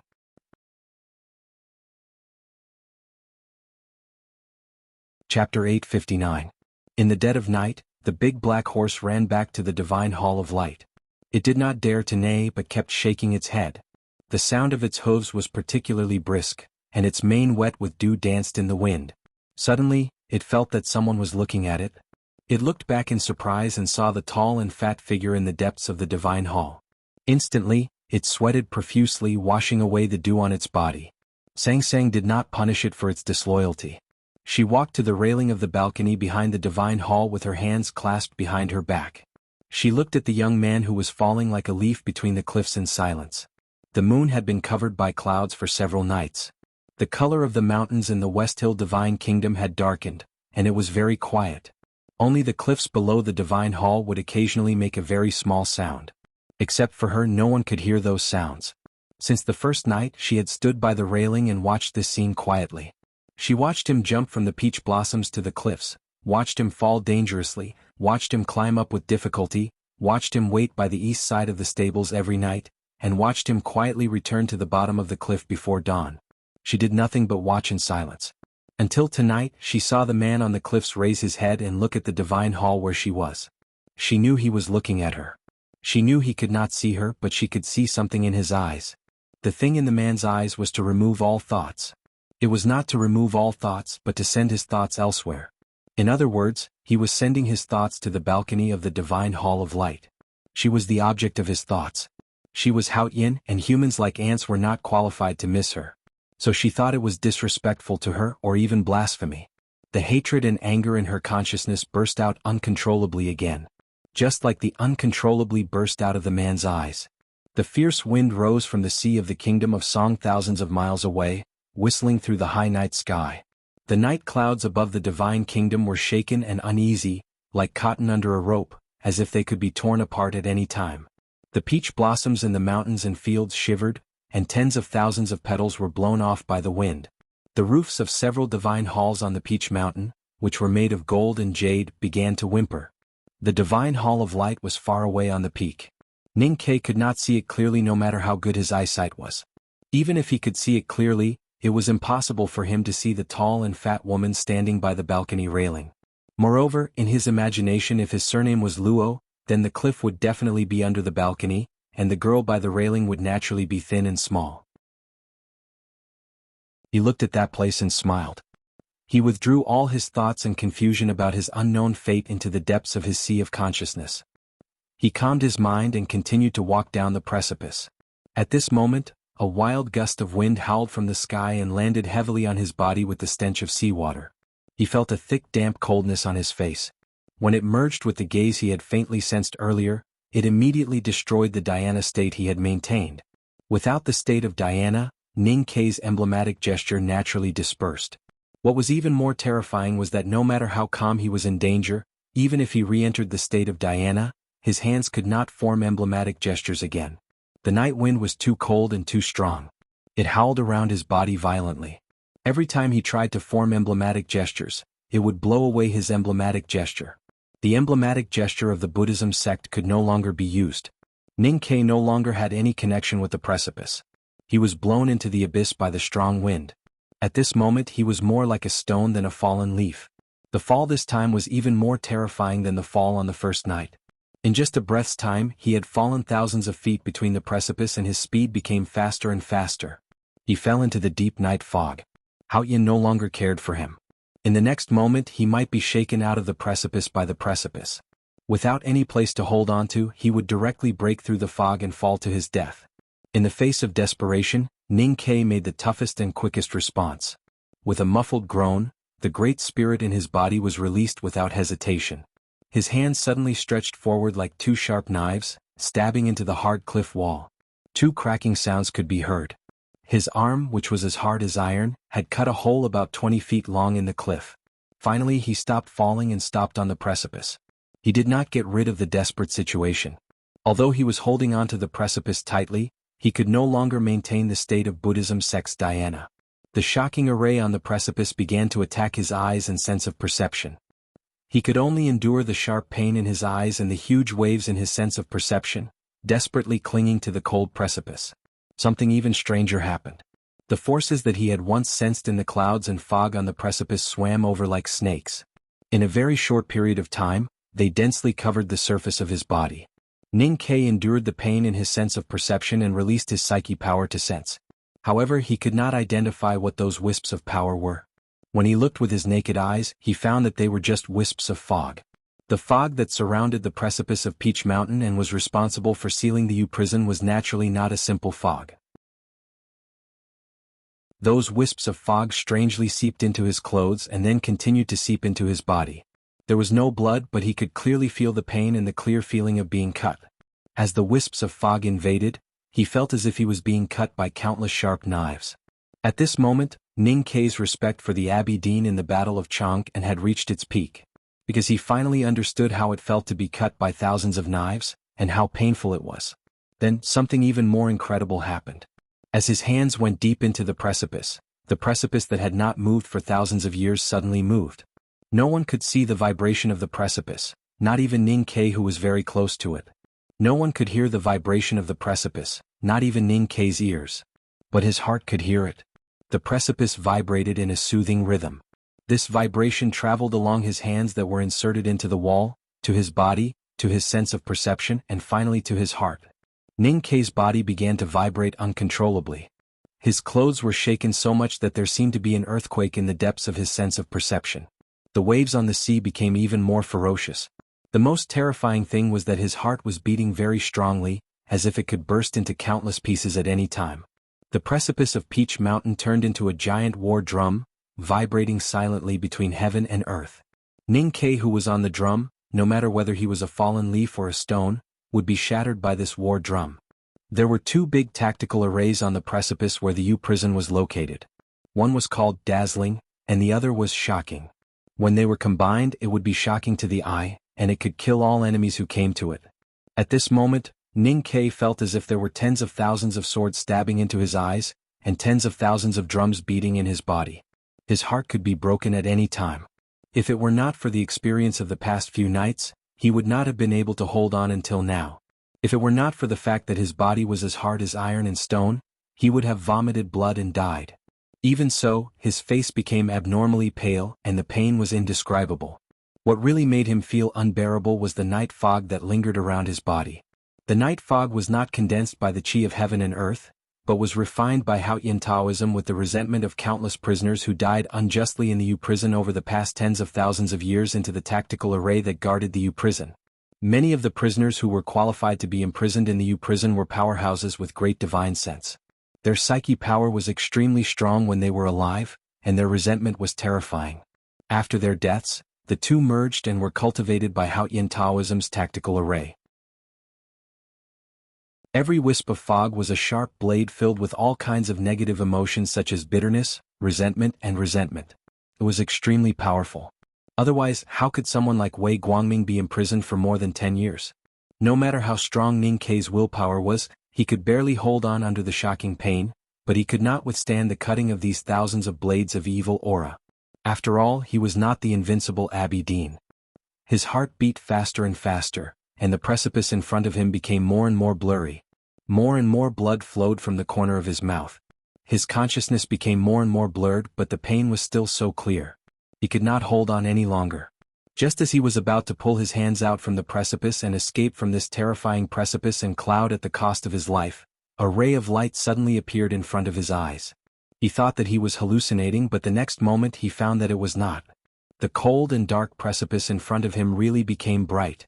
The night clouds above Peach Mountain were blown away by the hurricane from the storm sea thousands of miles away, revealing the full moon. The silver moonlight shone on the mountains, on the precipice, and on him. On the edge of the balcony of the Divine Hall of Light, Sang Sang looked at the bright moon in the night sky with her hands behind her back. Her ordinary face looked a little pale, perhaps due to weakness or other reasons. The moonlight did not have any heat, but when it shone on Ning Kei, he felt warmth seeping into his body from the surface of his skin. Even his wildly beating heart became much calmer. The clouds around the precipice were dispersed by the moonlight. He took advantage of this fleeting opportunity to calm down and re-enter the state of dhyana. His right hand formed the Taoist emblematic gesture and he was ready to leave. At this moment, he suddenly saw the stone window on the precipice beside him. He had seen this stone window on the opposite precipice that day, but the precipice was shrouded in clouds from time to time, and there was a tactical array to hide it, so he did not observe it carefully. At this moment, the clouds were dispersed by the moonlight, and he re-entered the state of dhyana. He saw the stone window and the person in it. At this moment, Ning Kei should have left this terrifying precipice as soon as possible. But looking at the stone window, he knew that he could not leave. Because the person in the stone window was a young fat man. Perhaps it was because the food in the U prison was good that the person's cheeks, which had become thinner, became round again. He looked at Ning Kei outside the stone window and was so shocked that he could not speak. His eyes were still so clean and his expression was still so amiable. When he was shocked, he was still the same as before, and his mouth was so big that it could swallow Tang Xiaodong's fist. About the role contest, I don't know why Yi Hongyu was placed as the best actor. I will go and ask tomorrow. As for the photo, Sang Sang really cannot find a suitable photo. Now, I have written Sang Sang according to AI Xiaoqi. Yes, of course she is fatter than her and she does not look as delicate. Now Sang Sang is just a tall, white and fat ordinary girl. Please remember. There will still be 2 chapters tomorrow, but the update will still be late. Please vote for me. To be continued. If you like this work, please come to Chidian. Come to vote for me. Your support is my greatest motivation.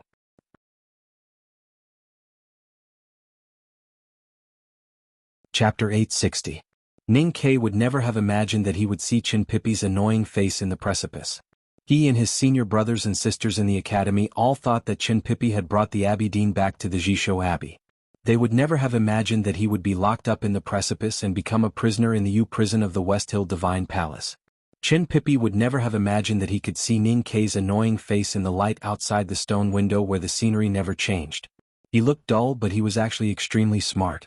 He had long predicted that Ning Kei would become a prisoner of Chang'an City, but he did not expect that this guy would be so bold as to come to the West Hill Divine Palace and appear in front of him.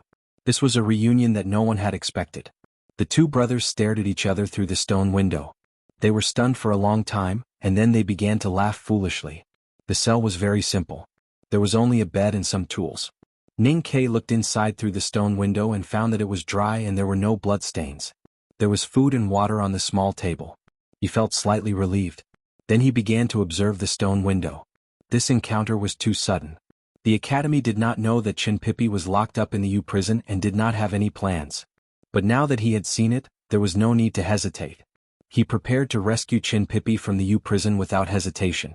As he observed, his expression became solemn. It was not because the clouds dispersed by the moonlight were cutting his body again, but because he found that it was indeed very difficult. The stone window was very small and could only see the sky. Even bigger birds could not fly in. If he wanted to rescue Chin Pippi from the cell, he had to pry the stone window open. However, when he stretched out his hand, he was blocked. He was shocked to find that the precipice was a hole. The stone window was a small hole in the precipice. If he wanted to pry open the stone window, he would have to pry open the entire precipice of Peach Mountain. There was an extremely powerful tactical array hidden in the mountain. It was very likely to be a confinement. How could it be done? The West Hill Divine Palace's Dharma access was so powerful. Other than the headmaster of the academy, who could pry open this Peach Mountain with countless talismans. After all, even Wei Guangming, the first person to successfully escape from the U prison in countless years, did not dare to pry open the stone window. Instead, he chose to push down the wooden sticks in front of him. Ning Ke said, "It seems that you have to stay inside for 2 more days. I need to think of a way." Chin Pippi stood by the stone window, somewhat perplexed, and did not respond. Ning Ke then remembered that he did not hear Chin Pippi's laughter when they looked at each other and laughed. He thought of a possibility and slowed down to ask, "You can't hear it?" Chin Pippi looked at his lips, nodded, and said something. Ning Ke understood the words from the movement of his lips. "Nothing but light can enter this window." Ning Ke thought for a while and was about to say something when Chin Pippi suddenly showed an anxious expression on his face. His lips moved slightly and he kept saying something. He understood the names of Sang Sang and Tang Xiaotang. He understood what Chin Pippi wanted to say. He nodded to indicate that he already knew what had happened to Sang Sang. Then he told him that Tang Xiaotang was at the back of the mountain of the academy and that there was no need to worry. The moonlight fell from the night sky, falling on the precipice and on Ning Quebec. Some rays of light passed through the narrow stone window and fell on Chin Pippi's face. The two talked silently. "Wait for me to get you out," Ning Ke said while looking at Chin Pippi's eyes. He spoke very slowly and his pronunciation was very accurate. He made sure that Chin Pippi could understand every word he said and feel his determination. Chin Pippi looked at him quietly and suddenly laughed and shook his head. Ning Ke looked at the smile on his face and slowly stuck out his middle finger. He said, "You are now a prisoner. You have no choice but to wait passively for me to save you." After saying this, he looked at his middle finger bathed in the moonlight. He was puzzled. How could he be so safe on the precipice with only the emblematic gesture of meditation left on his left hand? In the moonlight, Ning Ke reached out to the stone window and triggered the inhibition of the U prison. The divine halls of West Hill knew that someone had approached the U prison and began to be vigilant. The black-robed deacons of the judicial department were everywhere on the 3 cliff plateaus of Peach Mountain. But no one had found the Revelation Institute at the foot of the mountain. Ning Ke was not worried that they would find him. The peach blossoms on the mountainside were his best shield. As long as the divine halls did not think that someone could pass through the peach blossoms, they would not look down the mountain with suspicion. Other than thinking about how to save Chin Pippi from the heavily guarded U prison, what made him feel inexplicably cold was the cold gaze that fell from the peak that night. He was sure that there was no one in the divine halls on the peak at that time. But he did not know why he felt that someone had been watching him. Whose cold gaze did it belong to? He admitted that courage was very important in a battle, but it could not fundamentally determine victory or defeat. That was why he could not leave Chang'an with courage alone. The academy had made detailed arrangements in advance. His hiding in the divine hall was an important part of the plan. If that cold gaze was really as he had guessed, then it would not affect the academy's plan at all. The real impact was still on Chin Pippi. Haoyan's world was so stable as if it would never change. But in the human world, which was made up of countless trivial details, change was the norm. The academy's plan had to be adjusted accordingly after he saw Chin Pippi's face between the cliffs. They might even have to start from scratch. Ning Ke could not understand why the West Hill Divine Palace would lock Chin Pippi in the U prison. Even if the Abbey Dean was dead and the Jishou Abbey could not continue to control the West Hill Divine Palace behind the scenes, and even if Chin Pippi's identity as a disciple of the academy was unacceptable to Haoyan Taoism, it was still so unbelievable to secretly imprison someone of Chin Pippi's status. Were the bigwigs in the Divine Hall not afraid that Haoyan Taoism would split because of this? In the middle of the night, Ning Ke once again followed the path through the peach blossoms to the cliff. However, the clouds were thick tonight, and the moonlight could not shine on the human world. Clouds and mist lingered below the cliff. Thinking of the pain he had suffered last night and the hatred in the mist, he did not dare to go down. It was the same for the next few nights. He could not see Chin Pippi. After that, Ning Ke used the Great Spirit to heal the internal injuries he had suffered on the cliff. He flipped through countless old classics and tried to find a feasible method. Then he began to observe the moon every night. Since light could enter through the narrow stone window, so could the images. He did not want to act like a fool with Chen Pippi between the cliffs, so he began to write letters. Ning Kai dipped his brush in ink and left clear and beautiful handwriting on the snow-white paper. He sat behind the desk and kept writing. He wrote about the academy's plan and his own thoughts without leaving anything out. At the end of the letter, he even talked about the things that happened in the back of the mountain and asked if the food in the U prison was really that good. In the garden in front of the Revelation Institute, Long Qing and the flower addict Lu Qingjia were also watching the moon. Lu Qingjia was still as beautiful as ever, like a beautiful flower. However, her petals were stained with water, making her look a little cold. She was no longer as beautiful as she used to be. Long Qing wore a silver mask on his face. Now no one could see the face under the mask. The beautiful face that had once captivated countless girls in the world was only a memory. I don't know when it started to become a habit to eat sweet potatoes in midsummer. I heard that this habit has been maintained in the Divine Hall for thousands of years. Habits are indeed powerful. Long Qing looked at the half-sweet potato in his hand. His lips that were exposed under the silver mask curled up slightly. He said calmly, "I just did not expect that it would be so easy to form a new habit." Lu Qingjia looked at the scar below his lips and her expression darkened. She thought that it was not terrible to get used to failure, but it was more depressing to forget the old habits. Were we so unfamiliar when we were in front of flowers and under the stars? After the war against the Tang Empire, Long Qing returned to the West Hill Divine Palace and found that everything had changed. He used to be the priest of the Divine Hall of Judgment. However, the person sitting on the seat of heavenly black jade was Yi Hongyu. How could he return to the Divine Hall of Judgment? Moreover, he had been convicted of apostasy. Although the Abbey Dean had cleared his name, many people in the Divine Hall looked at him with mixed feelings after the Abbey Dean's crushing defeat in Chang'an. The West Hill Divine Palace had suffered heavy losses in this war. As a powerhouse in the Upper Knowing Destiny state, he should have been more respected. With his seniority and state in Haotian Taoism, even Yi Hongyu and his past crimes could not affect his position. He believed that no one would object if he were to directly take over as the great divine priest of revelation. However, everyone knew that he had encountered the black wind in the south of Chang'an. His proud state had been shattered by the blade intent in the wind, and he was still badly injured when he returned to the Divine Hall. No one believed that he could climb back up from the abyss of despair and return to the peak like he did after he was crippled by Ningquebec. Just as Lu Qingjia had thought, failure was not scary. However, how could he withstand such a heavy blow when he had been defeated so many times that it had become a habit? If the new emperor of the Yan Kingdom, Chongming, had not sent a lot of benefits to the Divine Hall and had firmly expressed his support for him, and if he had not controlled the tens of thousands of elite cavalries in the eastern wilderness, he might not even be able to keep his position as the Minister of Offerings in the Revelation Institute, let alone the great Divine Priest of Revelation. I am not talking about getting used to losing to Ningquebec. I am talking about everyone in the Divine Hall. They have only used half a year to get used to the moon above their heads.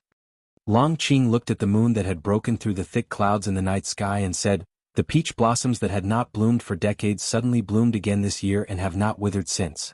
People have actually gotten used to such a magical thing. No one has ever looked at the mountain full of peach blossoms and asked why." His gaze fell on the Divine Hall of Light on the peak and said, "I want to ask. There is one more chapter. Try to finish it before 3:30. To be continued. If you like this work, please come to Chidian.com to vote for me. Your support is my greatest motivation. You're tuning in to the Han Li's Wuxia Adventures YouTube channel. We're so grateful for your support, and don't forget to subscribe to join us on this incredible journey through captivating stories. Your generosity through donations truly makes a world of difference, as it's the primary source of revenue that allows me to expand and enhance this channel for you. Thank you from the bottom of my heart for being a part of this adventure.